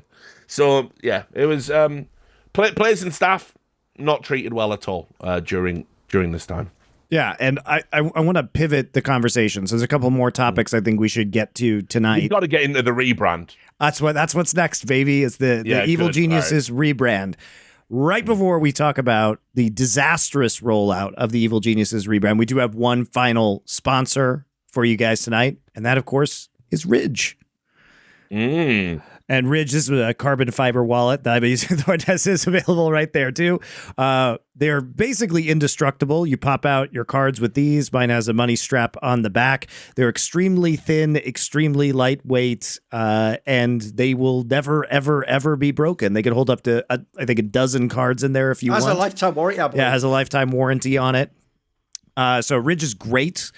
And we've really enjoyed using their products. So if you're still carrying around some like giant fat thing that takes up a huge amount of space in your pocket, consider moving to this, just popping it in your front pocket because it's nice and slim. And, you don't even have to have that money strap on there. Don't carry cash anymore, which many people do not.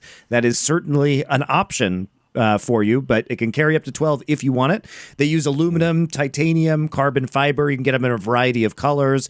They have like different branding occasionally, special editions that they roll out. They also have RFID blocking technology. So if you're worried about getting skimmed, that's another nice reason to have one of these. Yep. They've got over 100,000 5-star reviews. You can go look them up. Don't just take our words for it. People love these. And you guys, right now, which is just in time for Father's Day, coincidentally, which is a good gift to get your dad if he's got an old decaying wallet, Ridge is having a huge sale. You guys can get up to 40% off your order at ridge.com/horseman, MAN singular. Just head to ridge.com/horseman to find the perfect gift for dad or yourself. When you check out, they'll ask where you heard about them. Please support our show and tell them that we sent you. So that's important. I would also recommend getting one of their kits that has their keychain in it as well, which is very useful. I know you like this thing a lot, Thorin. Yeah. So, I mean, one thing I will say that's a benefit is the keys don't jangle because they're held in place by like the attachment thing. So my joke I always say is you don't have to sound like a jailer in a debtor's prison in a Dickensian novel rumbling along. You just, now no lawyer coming. Yeah, the daily driver kits have the wallet and the keychain with them, but they've got rings, like indestructible rings if you want them for your hands, like for your fingers, that are pretty stylish. They have backpacks. They've got a bunch of products. So now's a good time. I mean, 40% off is an excellent deal, obviously. So head on over to Ridge and use code HORSEMAN to get 40% off. Yeah, let's talk about this rebranding, because the rebranding was really the first major public-facing project that the new management undertook. By the way, it's also, Monty, basically another microcosm of everything stupid about this era of evil geniuses, because it's people coming in who don't know the history of this industry and going, hey, I've got bold new ideas that I haven't even thought through. Let's just implement them. What's that? There was a reason that fence was there. Fuck, well, I've already ripped it down, haven't I, Mr. Chesterton? And so if you don't know, guys, think about it, right? If I was to tell you, especially, the joke is, it's not even actually the old school people, it's even people from the 2010s. If I was to say to you, quick fire, all right, here's what we're doing, guys, it's Family Fortunes. What are the most iconic North American esports logos? EG would instantly be top 5. The computer would say that immediately, Monty. The idea you'd come in and go, let's immediately change that. In fact, leave nothing of what it originally looked like and just make it some text in a weird font.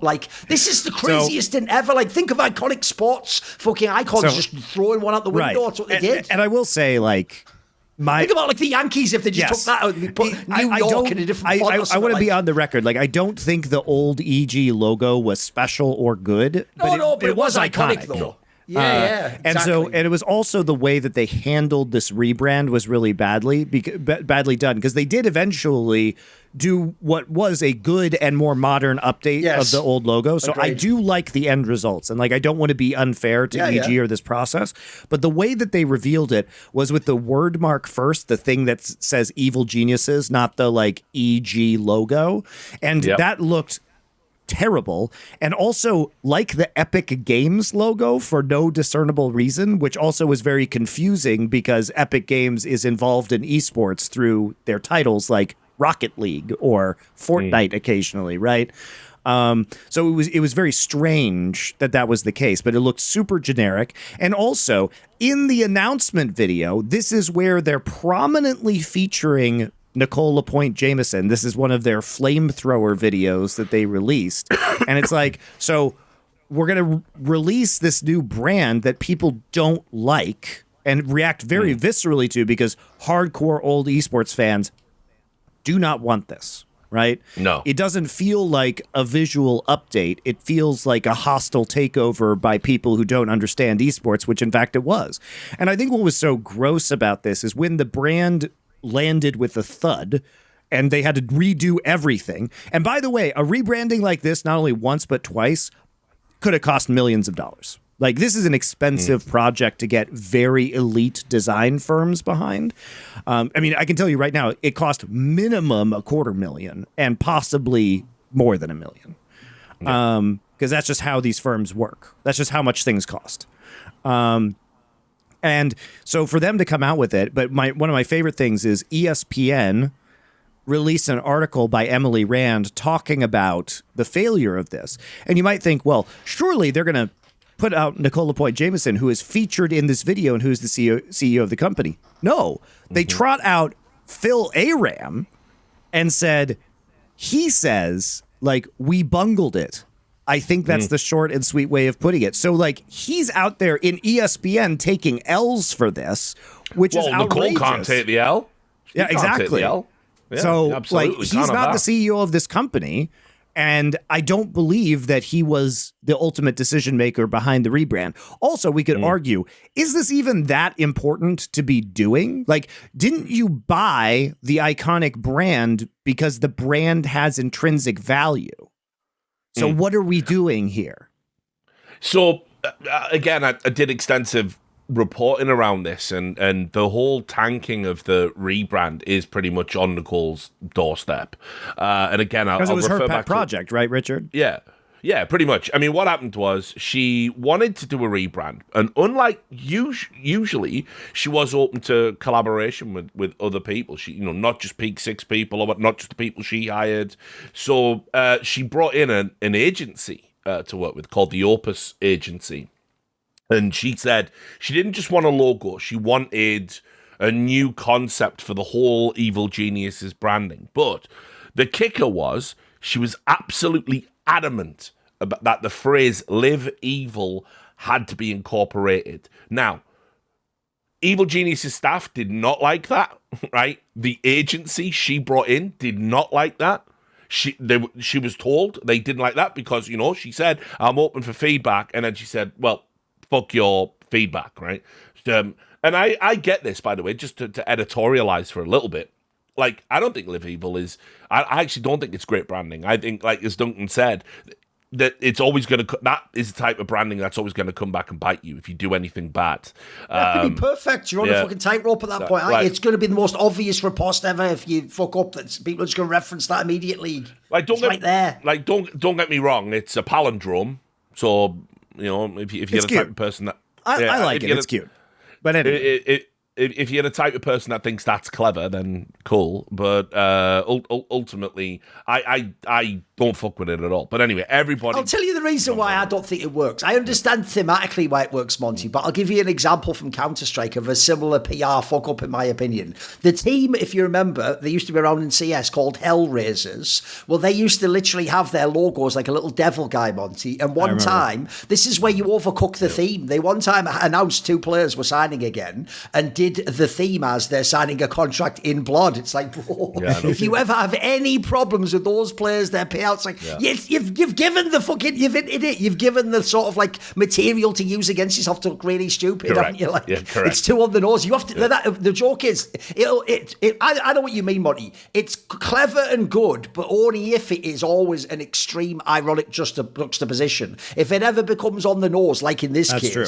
like when you go Live Evil and then immediately have a racism scandal. If you go Live Evil and then someone's like having to be fucking hospitalised because they haven't got food. If you go Live Evil and then you're going, to be fair, we all did use the Live Evil hashtag. Of course. And the hashtag, much like my favourite hashtag GG for all, it has been misused by certain elements of the internet to, some would say, become anti-PR in many ways. Because yes, we would obviously just do hashtag Live Evil every time there was a fucking problem with this shit, wouldn't we? Yeah. So anyway, I'll read you some things that the sources said, from that time. So one source here, Nicole had connected with Opus United in order to go ahead with the first rebrand in 2019. We could and should have made magic with them, but didn't because her ego got in the way. She got into fights frequently with Opus. She was the project lead, basically. The biggest fights they had were over creative direction. By the way, Opus is a creative company, like an agency that you've brought in solely for their expertise in creative direction. Opus had gotten the green light for the logo, merchandise, and apparel strategy from Nicole, only to then have her come back and tell them that all the work they've done was useless and not at all what she had approved. She told the Opus team that they don't understand esports. The irony. Another source said they had an extended meeting with the design agency that was like the genesis of Live Evil. And I remember people in the company being vehemently arguing, you can't force being a wrestling heel because results in esports aren't planned. You can't do things like promote social causes while the image you're building of yourself is evil. EG could do that at one point because our reputation was they have money, most teams don't. They poach players and those players win. You can't back up that evil genius image if you aren't winning. And then another source said that there was a lot of exercises we had to go through before the rebranding to figure out what is the future of evil geniuses. During these meetings, Nicole would choose these things and say things that just didn't feel accurate. And if anyone disagreed, she'd be like, this is my company. I don't care what anyone else thinks. There was a lot of that.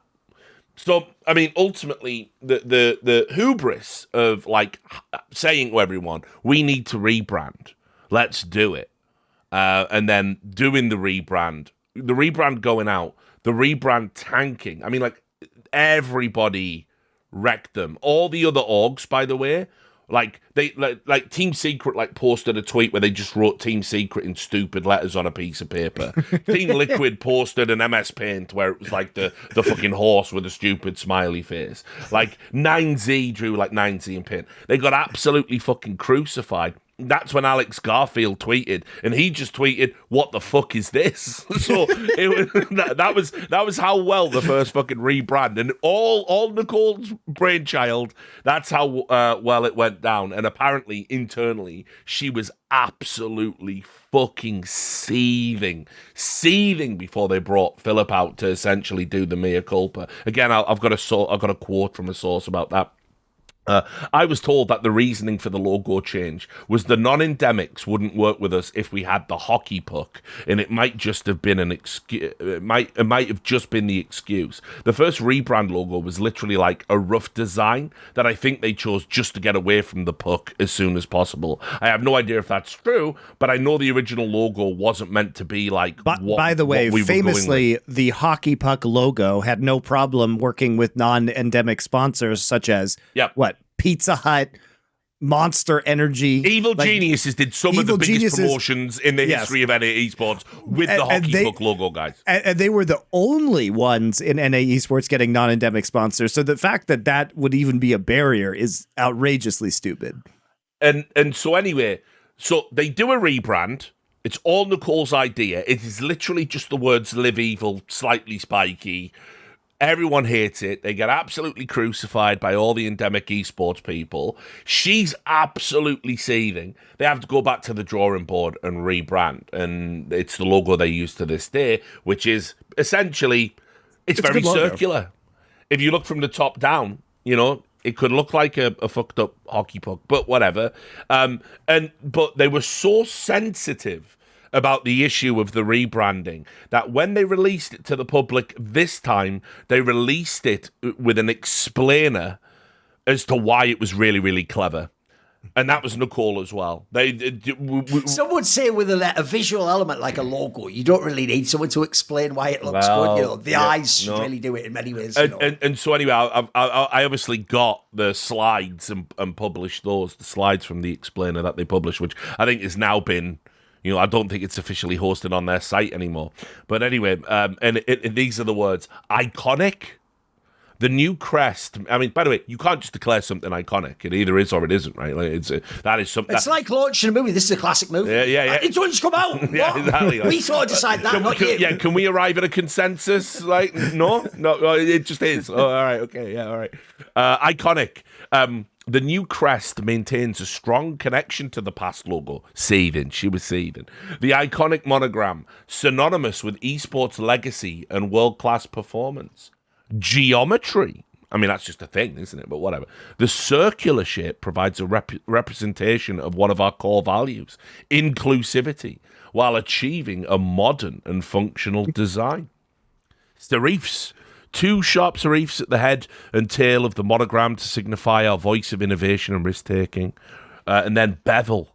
The outer bevel has been removed to allow for a stronger, bolder, and cleaner look. And if you think this logo isn't good, you're a dickhead. You're an ignorant dickhead. So that was the It's unbeveled. There. It's unleashed and unbeveled. Yeah.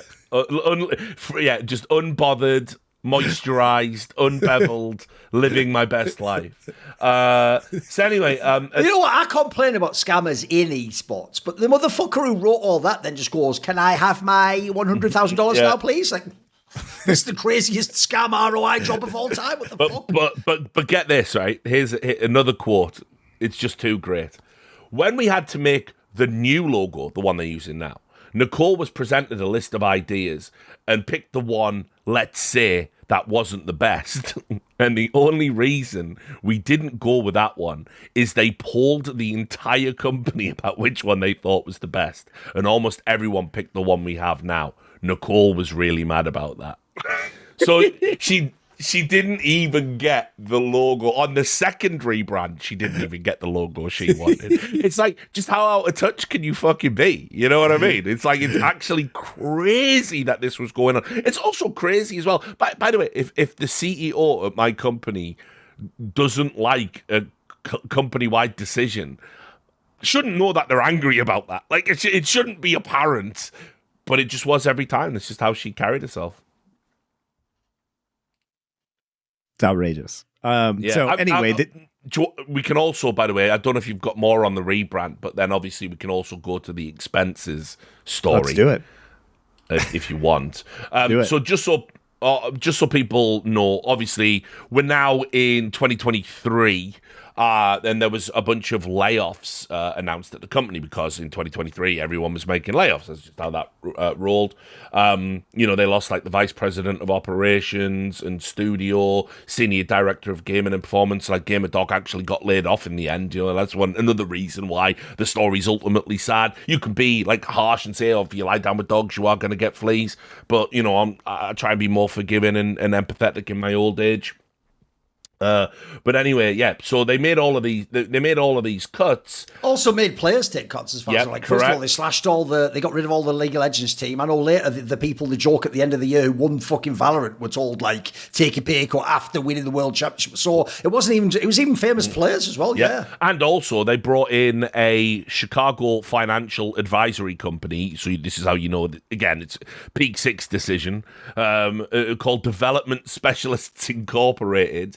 And they were described as a leading provider of management, consulting, and financial advisory services to companies in need of operational improvements, balance sheet restructuring, or turnaround management. So they were in like a terrible place. I mean, you have to think about. They had some pretty big partnership deals. They were with Chevron, for instance. They got absolutely wrecked over that. We'll get to this, Richard. They got publicly wrecked for the Chevron deal because people are like, gross, an oil company. But also, famously... Especially after you've gone on about all the diversity, and that's another thing where it's like, live evil. Do you care, or are you a cynical corporate paymasters? Which is it? Like, pick a side. Yeah, and also, I think, the most critical one was that they lost the Monster sponsorship, which had been with EG as a brand for like a decade. Yeah, absolutely. Absolutely. It was one of, there are a few brands that have been in certain spaces in esports for a really long time. Intel on Intel Extreme Masters. There was no brand partnership in the West. Obviously in Korea, KT, SK Telecom, these companies have been invested for way longer, like 25 years at this point. But in the West, there was, I do not believe, any team non-endemic sponsor who had been with a team as long as EG had been with Monster. And they lost the Monster deal. Yeah.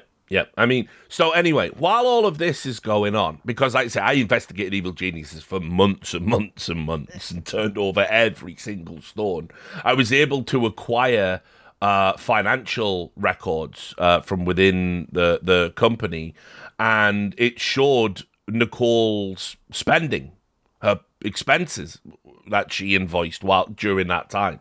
So again, I'll just read from the report I put out. And this is while people are getting laid off, guys. Yeah, this is while people are getting laid off. This even sounds, if you don't know, I don't know how much in America you get this. This is like the classic sort of thing, Monty, that always happens in British politics, right? When they've announced some austerity measure, they'll find out that some like Tory MP is doing something like this, like expenses something utterly absurd. Like the famous one was like a fucking like dock pond being cleaned or something like that. There'll always be some like outrageously opulent thing that doesn't even make sense if you want it to like. It was really funny because like you have to also remember that all through the reporting on Evil Geniuses, where I've been critical of Nicole, I've had industry people tell me I'm doing it because I'm sexist, I'm doing it because I'm racist, I'm doing, why would you focus on this one individual? You're telling on yourself. It's like, I'm holding everyone to the same standard in this industry, and I think optically it is terrible if you are laying off people while invoicing exorbitant expenses. I remember there were a number of industry people who said using the word exorbitant in that headline is outrageous. Well, I'll let you all be the judge. You can decide whether this is fair or not, right? So, for the first 2 years, spending from the CEO position was modest. 2020 spending amounted to only $1,341.42. 2022 amounted to $13,665.04 for the entire year in both cases. Which is not a lot. That's reasonable. Yeah, the company policy in place, so I also got the company policy document, required frugal spending with economy and economy plus flights being selected. So this was a company rule. If you flew, you had to use economy or economy plus, and you must select a modest hotel accommodation. By contrast, 2023's expenses, remember, layoffs are happening, right? We've had all of this negative shit. Evil Genius is on its knees. All of the scandals have come out, right? So by contrast, 2023's expenses in January and February alone amounted to a total of $17,037.82. The bulk of this was taken up by attendance to Riot Games' Valorant Champions Tour event in Sao Paulo, where a business class flight from Atlanta to Sao Paulo and then to Honolulu cost a total of $7,727.55. I forgot the part of the stop that was in Honolulu. We'll get to the punchline. This was also supplemented by 6-night stay in the Plus Hilton Sao Paulo Marumbi Hotel, which cost $2,247.06. With car rental and other expenses, the total booking was $10,651. The booking document specifically stated that the flights were not in line with pre-approved company spending, meaning the expenditure had to be approved by those above the executive suite. A source familiar with the inner workings of EG explained, the records show the last 4 digits of the company card were used for these expenses, which means someone had to knowingly override company policy to book the flight. They inferred this would had to have come from someone senior to Nicole. So in other words, what was happening there was she was like, look, I want to go to the Valorant Champions event and stay in a luxury hotel. That was approved. But then she flew to Honolulu just to be with her partner. And so a flight, a business class flight from Brazil to fucking Honolulu, and it's like, but meanwhile she's telling people there's no money to pay you. By the way, I can't even keep you on for an extra 3 months. You've got to go, I'm afraid. So it was just actually crazy, and so. And also, just on the matter of spending within the company, I'll just tell you a little bit about how, again, contrary to what everyone else had to do at the company, how Nicole was treated with all of this, special treatment. The reporting. A former Evil Geniuses employee explained within the company there was a strange culture when it came to expenses. All spending had to be directly cleared by Nicole, and often managers were forced to spend significant amounts out of their own pockets for business expenses. And the quote is, EG refused to give team managers access to corporate cards to make EG-related purchases. They expected the managers to use their own funds when travelling to cover expenses that can exceed $3,000 at times. Some managers had even taken out loans in the fear that if they didn't cover it, the players would suffer as a result and or the team manager would lose their job. They, EG executives, have privately demeaned these employees to other leaders for not having high enough credit, they continued, and for having too little in savings to cover these expenses. But these employees are considered entry level and should have no expectation that they can cover these. So ultimately, while you're at Evil Geniuses, you're being told, what are you, poor or something? Can't you just fucking put it on the card and claim it back? Trust me, I know about travel expenses and how expensive it can be. When I was a journalist, I never fucking paid out of pocket. No chance. You're booking my tickets, you best believe. You want me there, I'm not tanking it.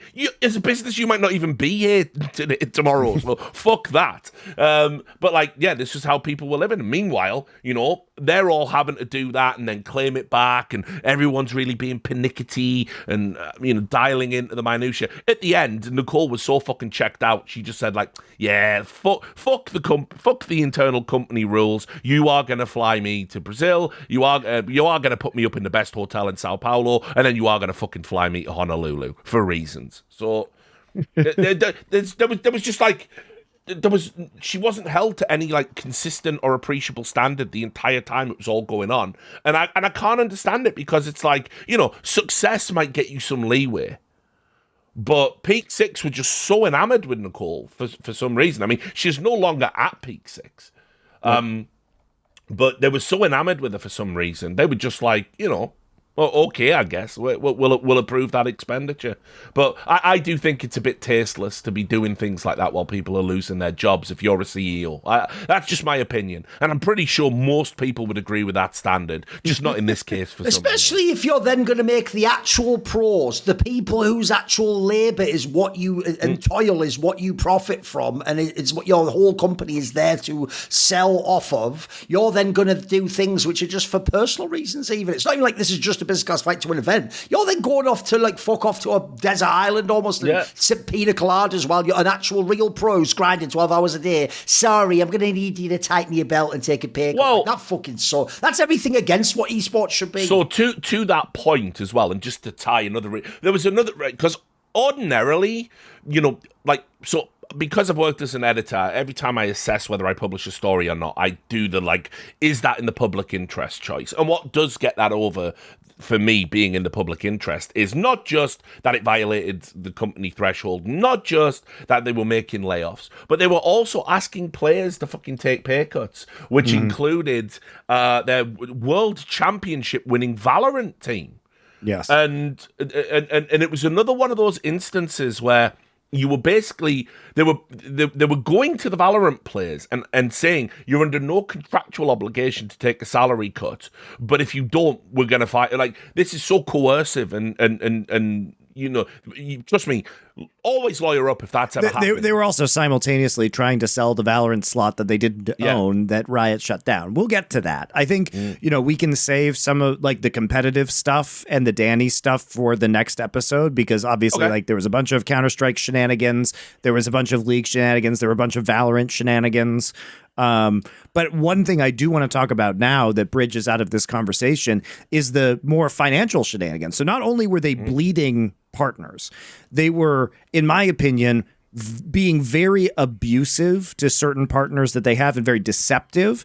So one of the things that they did, which becomes important later with Danny, is they tried to set up something called the Creator Collective, which was a series of literal nobodies who they were attempting to make a content team out of. So it would be something like Offline TV or OTK, one of these content creator networks. But they were not doing it really with famous people. But what they were doing was basically robbing Elysian Brewing, who is a craft beer manufacturer in Seattle, to sponsor these videos. And these videos just get no views. They just get no views at all. It's a massive financial cost. They were actually, if you remember, Monty, one of the first big teams that we saw that had a YouTube channel where they genuinely would put out real edited, produced content with players in person. And it would get 100 views and shit like that. To give you guys a perspective, you can go to their @Creator Collective on YouTube. It has 150 videos, but only 800 subscribers.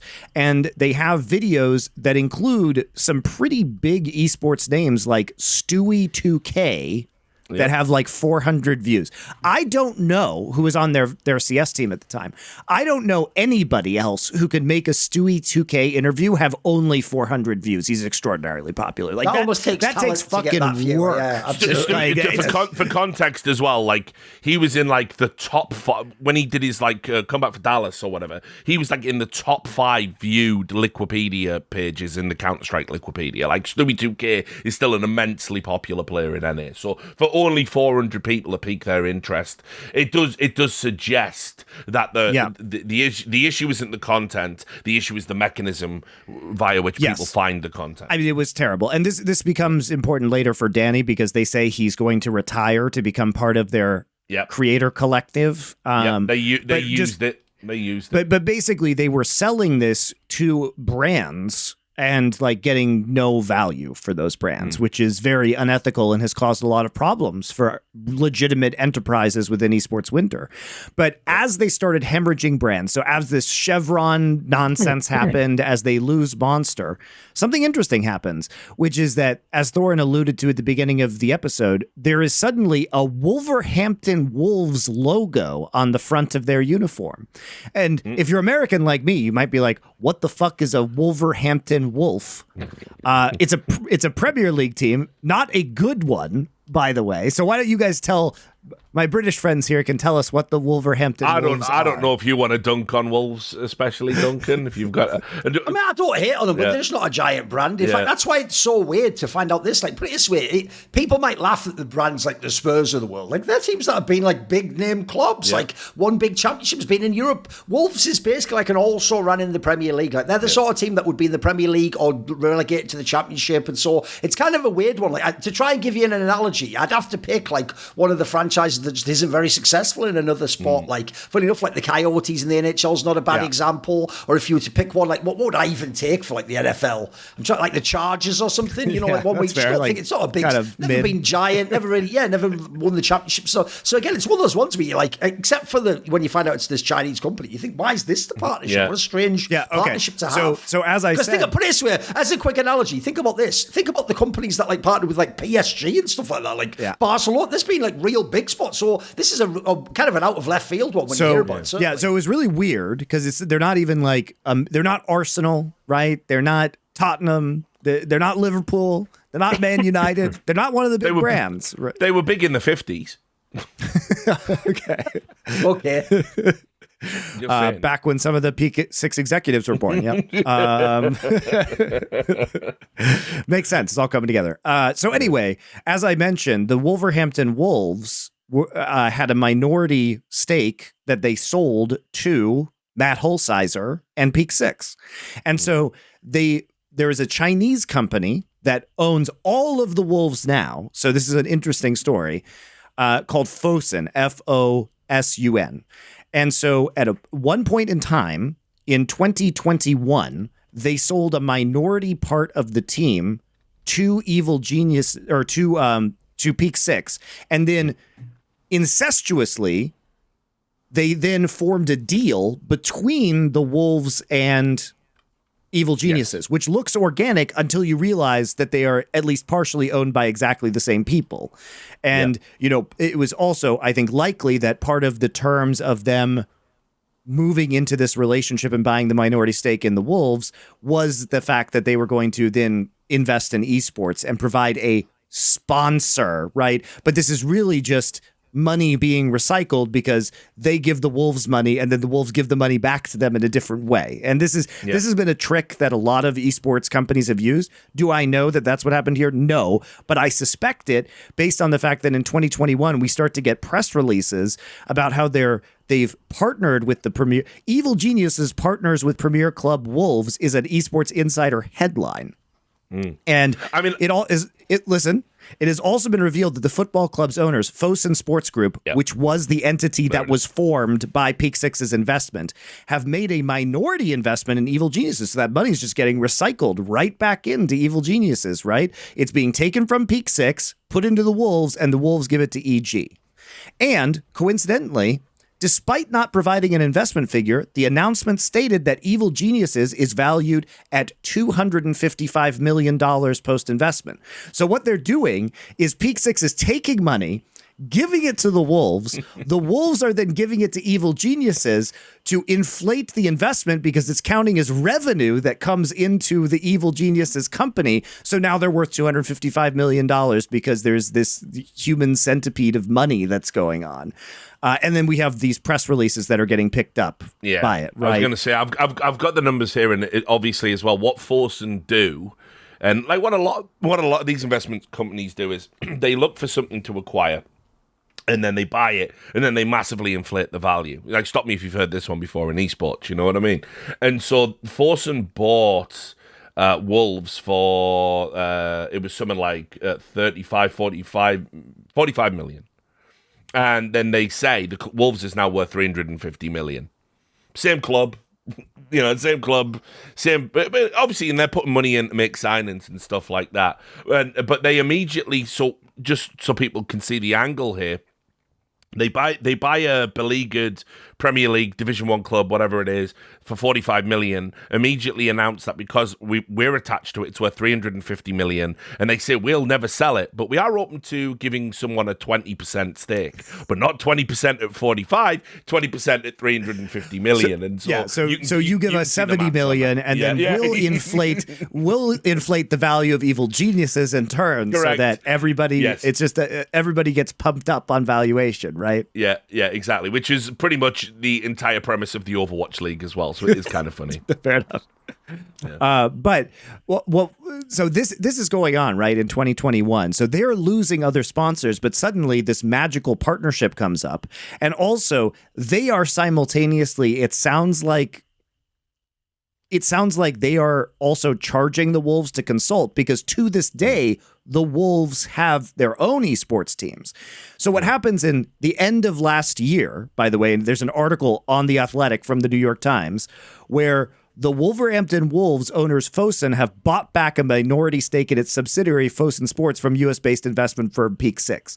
So by the end of last year, they had repurchased the minority stake from Peak Six. The partnership dissolves. The Wolverhampton Wolves still have their own esports teams. But what's so interesting about this, guys, so remember that Peak Six technically owns all of Evil Geniuses and part of the Wolverhampton Wolves. Okay? Wolverhampton Wolves in 2024 have a Valorant team in China that is partnered. It's like their equivalent of franchise team.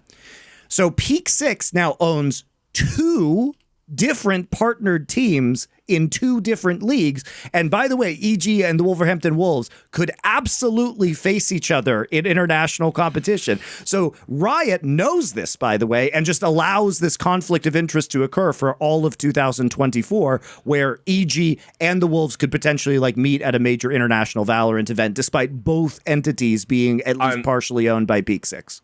And I just want to add as well for the audience, I haven't corrected Monty because I think him calling it the Wolverhampton Wolves in an American whatever. accent. Me and Duncan were just they're the Wanderers, whatever. Yeah. It's the Wolverhampton Wanderers or Wolves. Whatever. They're called the Wolves. Whatever. It's just so quintessentially perfect for. I don't fucking know. I like the Wolf. What about these Leicestershire? It's just so good. It's brilliant. Too perfect. I'm sure all the British people thought it was very funny. Yeah, exactly. We just let that one ride. Me and Duncan were just sat there just smirking. Thank you. Good. But I have corrected you now. So I'm still going to call them the Wolverhampton. But whatever. Yeah, you can still call them whatever you want, mate. It's not. But the point is this was a conflict of interest that existed for the entirety of 2024. Now the entities are entirely separate now, so there is no more conflict of interest. But Riot, who has said in the past that people can't own 2 teams, just allowed this. They just allowed it. Yeah. So, but this was the cycle of money that was going back and forth. So effectively, Peak Six, and by the way, to the point about Peak Six, propping up Evil Geniuses with their own branding. If you literally look at their list of partners on the site right now, one of them is Apex FinTech Solutions, which is a subsidiary of Peak Six. Yep. Which is it's not dumb to use your esports team to advertise your own company. That's what Korean teams have always done, and it's been actually one of the better ways to run a team sustainably, in my opinion. Shopify doing the same thing right now. But to present a lot of these things as sponsorships when you are actively losing the real sponsorships and then propping it up yourself through bullshit is irresponsible. By the way, funnily enough, actually, very much like how a lot of the Saudi interaction in themselves in buying football clubs and sponsoring and stuff has been, where essentially what people say is it's almost like you're doing almost a fake pumped up sponsorship to just allow yourself to move money between the companies and increase the valuation, all this crap. Yep, correct. Yeah, and also part of the deal. part of the deal too, I should have mentioned this, when they announced the Wolverhampton sponsorship, was that Wolverhampton, because they were owned by Chinese people, was supposed to increase the value of the EG brand in China. But instead what happened was Wolverhampton just made Chinese teams with the Wolverhampton branding. So it was all bullshit. Like, all the things that they were supposed to do were bullshit. And what happens is you get this Wolverhampton logo on a bunch of Americans' jerseys, and nobody fucking knows what Wolverhampton is or gives a shit in America. You're not helping Wolverhampton. As demonstrated by your refusal to call them by their actual name. So another reason why we just let that one ride. It's not refusal. I mean, it is at the end. It was just ignorance before, Richard. Now it's refusal. This is classic. Yeah, it's a classic American thing. See, we Americans, we calcify ignorance into refusal. That's what we do. It's why you're my favorite. Love you, America. Love you. Calcified Ignorance, The History of America by MonteCristo. That's right. We start out being dumb, but then we get angry about it. Perfect. But no, to your point, though, I mean, look, while all of this is going on, like, Riot are ultimately the silent players in all of this. I mean, let's be clear. They're never completing the investigation into the Danny situation. They're absolutely aware and therefore, by extension, complicit in the conflict of interest. There's no way, by the way, they weren't aware of some of the other stuff going on in the industry, because Riot Games fancies themselves as like fucking Varys from Game of Thrones, and that they know everything and they're actively spying on people. By the way, going to be another episode on Riot Games coming down the pipe. I can feel it. It's happening. All of the Valorant match fixing stuff. So that's going to absolutely bang. But I mean, yeah, to your point, Monty, I mean, it's like all of this is so apparent, and everyone in the industry is like, it's like, I don't know, like, I hope when Nicole eventually ends up on the circuit, whatever circuit she's going to be on, talking about her time in esports, I hope she doesn't have the nerve to ever say we were especially tough on her, or we didn't give her, like, everybody bent over backwards to accommodate all of the mistakes that were made and to cover up. You could argue the fact that she was someone who checked all these boxes is why she was never called out by Riot, for example. Like, I think if you are the classic normal male esports owner from the endemic space, I think you directly would be called out. I mean, put it this way. It's very weird, as somebody who was banned by Riot, that they wouldn't ban her. It's very weird. Yeah. I mean, like, I always get a bit nervous when you walk up to that line and you say this person might have benefited from, you know, some sort of preferential treatment based on demographics and things like that. You know, well, Riot simply has had too many bad headlines about women, so they couldn't have more bad headlines about women. That's it. It's very simple. That's ultimately where I was going with it. I think basically what you have to understand as well is that maybe at a different time in Riot's history, maybe they do complete this investigation, and maybe there is somewhere an official statement saying, okay, Nicole did engage in this behavior and she's going to be banned temporarily from the league, which would be in line with the precedent they themselves set. I think the problem you've ultimately got, unfortunately, is what you're saying, which is, you know, she was a unique value proposition in the league. She was a woman that had been incorporated into the broadcast in some element. She was interviewed,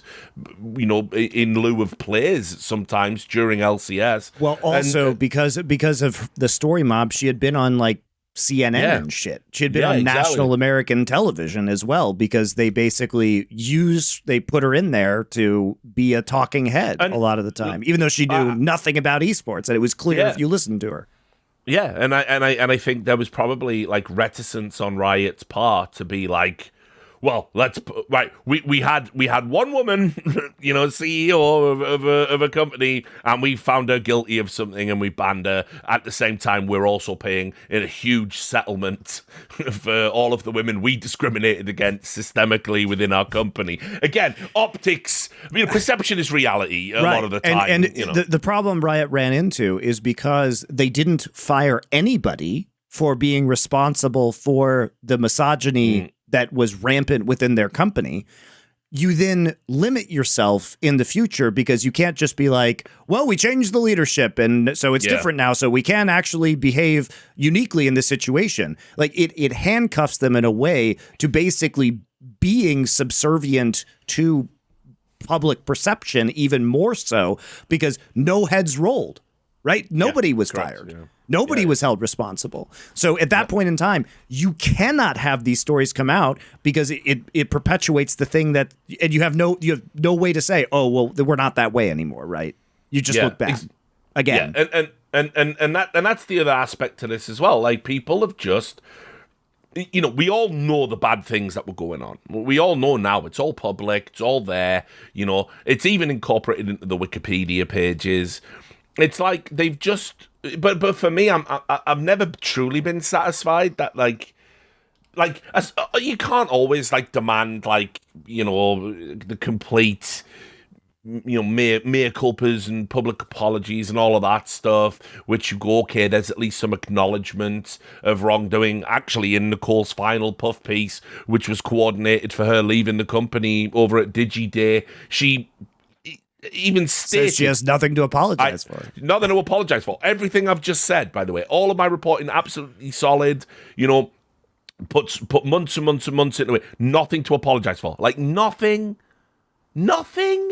Really nothing. By the way, another example of what a PR manager would say is that's just an unnecessary thing to even say. There's no upside to saying that, basically. Exactly. It can only hurt you. Yeah, but for her, I genuinely think she believes it. And that's kind of the sad aspect to this.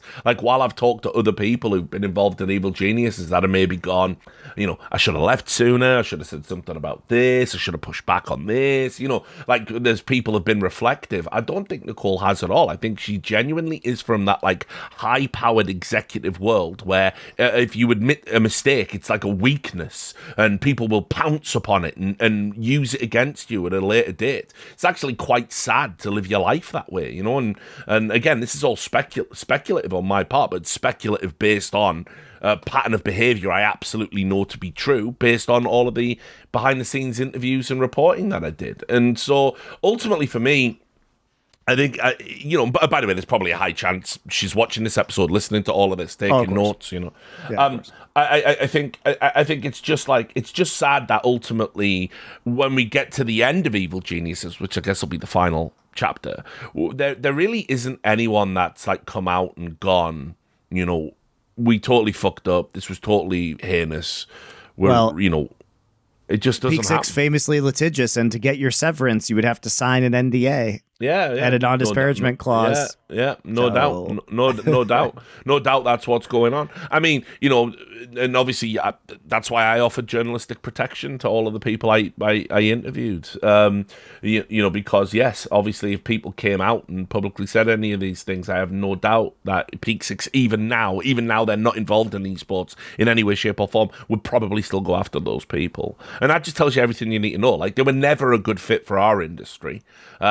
They fail on competency, hiring practices, personnel treatment. It's just, I don't even know what they were here for. They were clearly looking to turn a cheap buck to begin with and didn't, and ended up being an utter failure. I mean, and just to add to one final thing to this, I do want to say that if you hate on Evil Geniuses now, you are kind of missing the point. The people that are left there now, the skeleton crew that runs Evil Geniuses, the players that still represent them, the coaches that still train those teams, they're the good people. They're the last ones standing after this.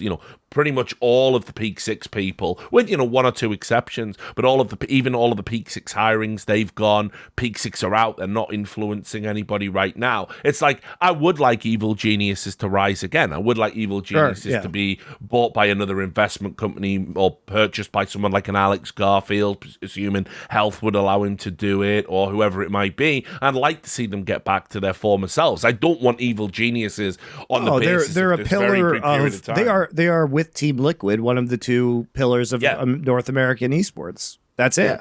Also, the history. Whenever you have history, you want to be able to do, like in sports. Well, it's the last time they won the championship was in 1973. You want to be able to do that. You don't want it to be brand new brands that have nothing to connect them to the past. The this joke was is, one of the Duncan, oldest brands. They are the Wolverhampton Wolves now. Right? Yeah, true. They actually True are. that. You know, they were big in the 50s, big in the boomer era of esports, and now they're, you know, struggling to stay up, selling all their best players, no investment money. So yeah, you know, they've become synonymous with their partner in that regard. So it is, it's like Duncan says, like Monty says, these are pillars of esports, and there's nothing sadder if you've been in esports a long time than kind of watching, like, there's always a nostalgic tear whenever you watch one of these organizations fade into, you know, non-existence and say we just can't do it anymore. You know, not all of them. Some have been systemically rotten and never got all of the bad apples out of the company. Yeah. Like, I won't shed tears if NIP shut tomorrow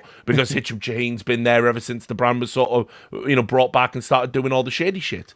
But ultimately, Evil Geniuses now, I think, is a collection of very good esports-focused people that want the best for the org, want the best for the players, want the best for themselves, and they are struggling right now. And I do hope that changes. And they've lost the Dota division, which was probably their most iconic division. Yep. I mean, really is.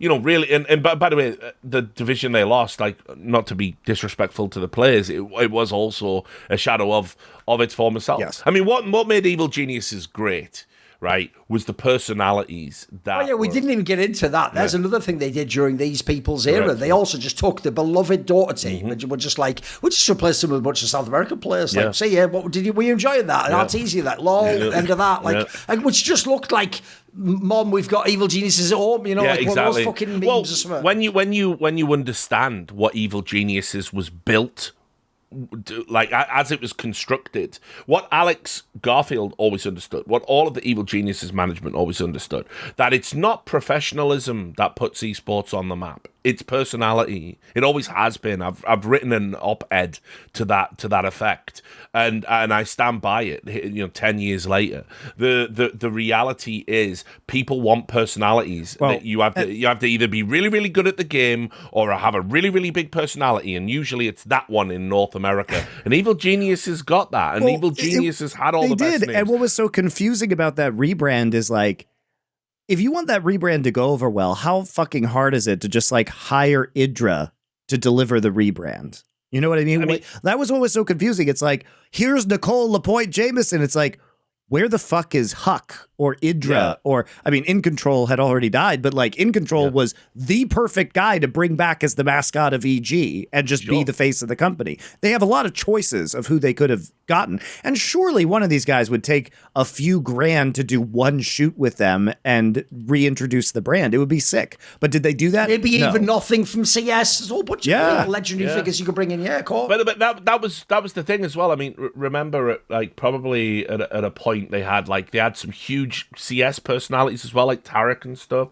And it was like, I don't know, it just feels like they never understood how important personality was. I am almost certain, because the Peak Six people looked at what an esports personality was and they recoiled in horror from it. They just didn't get what we think is cool and what we think is good and what we like and what we enjoy in our very niche industry. But it's like, it's not even like they had people on the roster at the time that could have absolutely propelled this new brand into the stratosphere. Maybe you don't win, but Evil Genius is like, it was built on wins for a long period of time, but it was also like, it's not the be all and end all. We don't have to win. You have to have a personality. You have to. I mean, they were never winning in StarCraft. Let's be real, but they were very popular because the EG house in Arizona was really entertaining. I mean, they did bring players in towards the end of the StarCraft. Sure, I mean they had Jadon eventually. They changed that Jadon, exactly. And Stefano and Nanawat. Stefano. They had some people. So I mean, no, but you are right. There was many years where it was just big names that carried the brand. Absolutely. Correct. Yeah, and again, they were a brand that was also massively ahead of its time. You know, the team house content with cameras everywhere, that would be sustainable now, but it wasn't then. It was just too soon. Evil Geniuses were like, they just were the go-to brand if you wanted a little bit of edgy but also authentic esports content. They got that. That was their bread and fucking butter. And you take and so instead you go, right, that thing that's been working that everyone really likes, what if we just got rid of that entirely and replaced it with this borderline sermonizing nonsense that people really don't like, but sometimes have to pretend they like eating broccoli or whatever it might be. So I never understood it. It was flawed from the start in its conception, and I was really rooting for this to work. I mean, like, you have to understand the level of disappointment. Like, the Evil Genius reporting was ultimately like the final black pill on esports for me. It was just like I couldn't handle like hearing so many negative stories in one org, because what it makes you think is, well, what's going on at every other organization, every other failing organization? And you know there's always going to be another one. You know, we're going through something similar with Astralis right now, just, you know, not with the same degree of like mistreatment or however you want to frame it, but it's just like it never ends. It never ends, and it's always worse than you think. That's pretty much esports in a nutshell, isn't it? So, yeah, this was very, very disappointing. And, you know, I hope one day, like, Nicole is able to reflect on her time in esports and just have an honest appraisal about it. Like, you were really shitty to a bunch of people. You came into a space, and instead of wanting to learn, and there were many people that would have loved to have mentored you and included you, helped you. Like, that's who esports is. I never bought the bullshit about esports being this, like, negative space for like any. It just isn't that. It never was that. We can maybe talk about like, yeah, we can do better in some areas, but in terms of like, you know, I've been involved in sports, I've been involved in just, you know, life, I've been involved in journalism, media, but like I've been involved in office politics, work, like had a normal job, you know, had multiple normal jobs. Esports is the most like welcoming and inclusive community I've ever been a part of, where I have met people from all over the world, different groups of people, you know, people that are considered like marginalized in the real world. You know, I've got to get to know about them and their experience and their cultural background and everything. And it's been very enriching. And it's like I've never seen the thing that I read about in the press. Like there's a group of troglodytes and we just me no like these people, and we push people away. And that's ultimately the madness about it. There was like a preemptive, like it's almost like there was a preemptive agreement for it to go the way it did at Evil Geniuses, because then at the end of it you get to say, see, they're all a bunch of unwell. No, it wasn't like that. I would have bent over backwards to help Nicole with any of these problems. She could have messaged me any time for advice and about anything. I would have kept it in utter confidence, but it never occurred to her to do that to anyone in the space because she thought she knew it all. And that's like, you just can't go into a new industry. That, you know, I've always made the example, like, everyone was fawning over Mark Cuban when he came to esports, and Mark Cuban would be like, let me tell you about League of Legends Burnout. Bro, you've watched, like, 2 games. Who the fuck are you? Right? This isn't Shark Tank, dickhead. This is people's lives, and people are gullible, and they're going to listen to you. But if I went to, like, investment banking or entrepreneurial startups and told Mark Cuban what to do, is he obligated to listen to me? No, he'd call me a dickhead. He'd shut the door. He'd go, who the fuck are you to tell me? Well, unfortunately, what we do in esports is when these people come and they go, let me tell you about esports, Sonny Jim, and you've been here for 20 years, like, we never say, this is how welcoming we are to a fault. We never say, no, fuck off, you don't know what you're talking about. And that's how things. No, like we always say, hey, maybe this person can like add their expertise in a way, because we like to naively think that they will listen to us about the esports stuff, and maybe they'll make our industry better with their shit. But they don't do that. Usually. They don't do that. What they do is it's like rubbernecking. They come in, they have a look, they go, a bunch of young hip people over here with disposable income. Let me just go in, make a brief appearance. I'm already a celebrity. Everyone goes, oh wow, the celebrity's here. Look, people from outside finding our things. We love you, mainstream. We love you. Here's a bunch of opinions about this thing I just noticed. Wow, this is so good. It's completely wrong, but at least he's showing an interest. I love you, Mark Cuban. I love you. Tell me more about esports. Yeah, and then like fast forward 6 months, Mark Cuban's like, yeah, esports is a totally broken industry actually, and the business model can't work, and I'd never own an esports team. In fact, I would never even invest in it. Bye. I've just told everyone you suck. Bye. Yeah, we love you, Mark Cuban. I'm voting for Kamala. This is great. It's like, it's so like, how needy and pathetic do we have to be in this space? And we keep getting burned time and time again by the people coming in from industries that don't understand our industry, and we keep facilitating their rise to the top. Sometimes, guys, gatekeeping can be positive. I know it's like not a popular thing to say, but like if you'd said to me, oh, let's get right, do you know who we really need to run an esports company? A ruthless investment company that made its money in like fucking real estate management or something.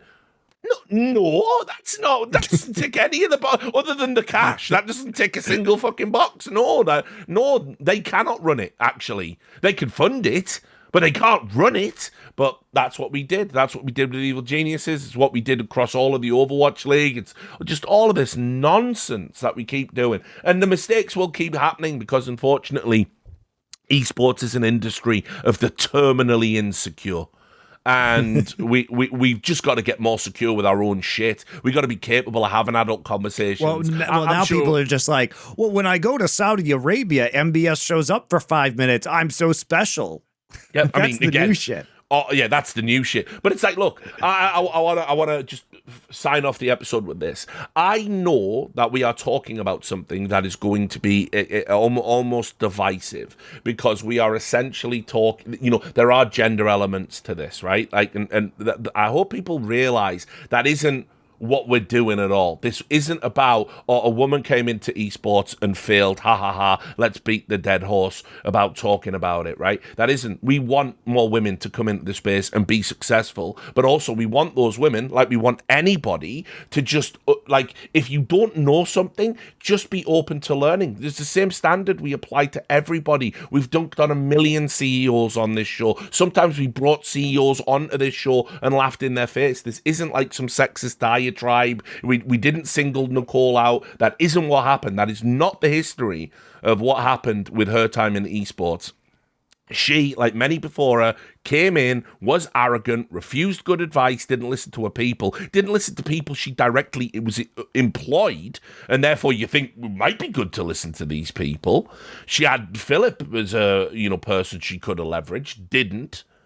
And then when the whole thing came burning down, she walked away from the fucking smouldering ruins of a legendary storied esports organization and said, well, I've got nothing to apologize for. No, that's whack as fuck. That's whack as fuck. And if you think we're just doing it because of who she is, you don't know us at all, and you don't respect our contribution to the industry and how much we actually do care about this stuff, even though we're saying esports Delenda est at the end of every fucking episode and all of that bullshit. We actually give a fuck. This is our adult lives, like, and people just come in and like fuck with it. You know what I mean? Like, all of us have been working in esports for over 20 years at this point. By the way, that's even one of the things I do take umbrage with her, beyond just the literal things she did and the way she presents herself, is that I always got the vibe, I'm sorry, that this wasn't an organic esports person, and that if it had have succeeded, it was going to be a stepping stone to a different corporate gig. She was never staying in esports. No, yeah, I also hate that. Yeah, I mean, look, it's like, some people also... Like, there's another thing, by the way, there's a filter for me. If you want to come to esports and be part of building something and then be here for the long run, great. Then in that case, we'll welcome many people in, and it can even be people with questionable backgrounds. Maybe they don't have experience, but I'll tell you what, if it's obvious you're just cynical, well then fuck you. You get a cynical lens put back onto you. You could when you look at certain people, even newer people, and these newer people have still been in esports for over a decade, like right now, you don't look at Jack from Cloud9 and think, wow, Jack sure is going to go on to a different job. No, he's just going to own Cloud9. That's all he's going to do. That's what he wants to do. He's here for the long haul, right? I don't think, Victor from Team Liquid is like, well, I'm angling for that new job somewhere else. There are people who are lifers, and you can tell who they are. Yeah, and like I said, I don't want.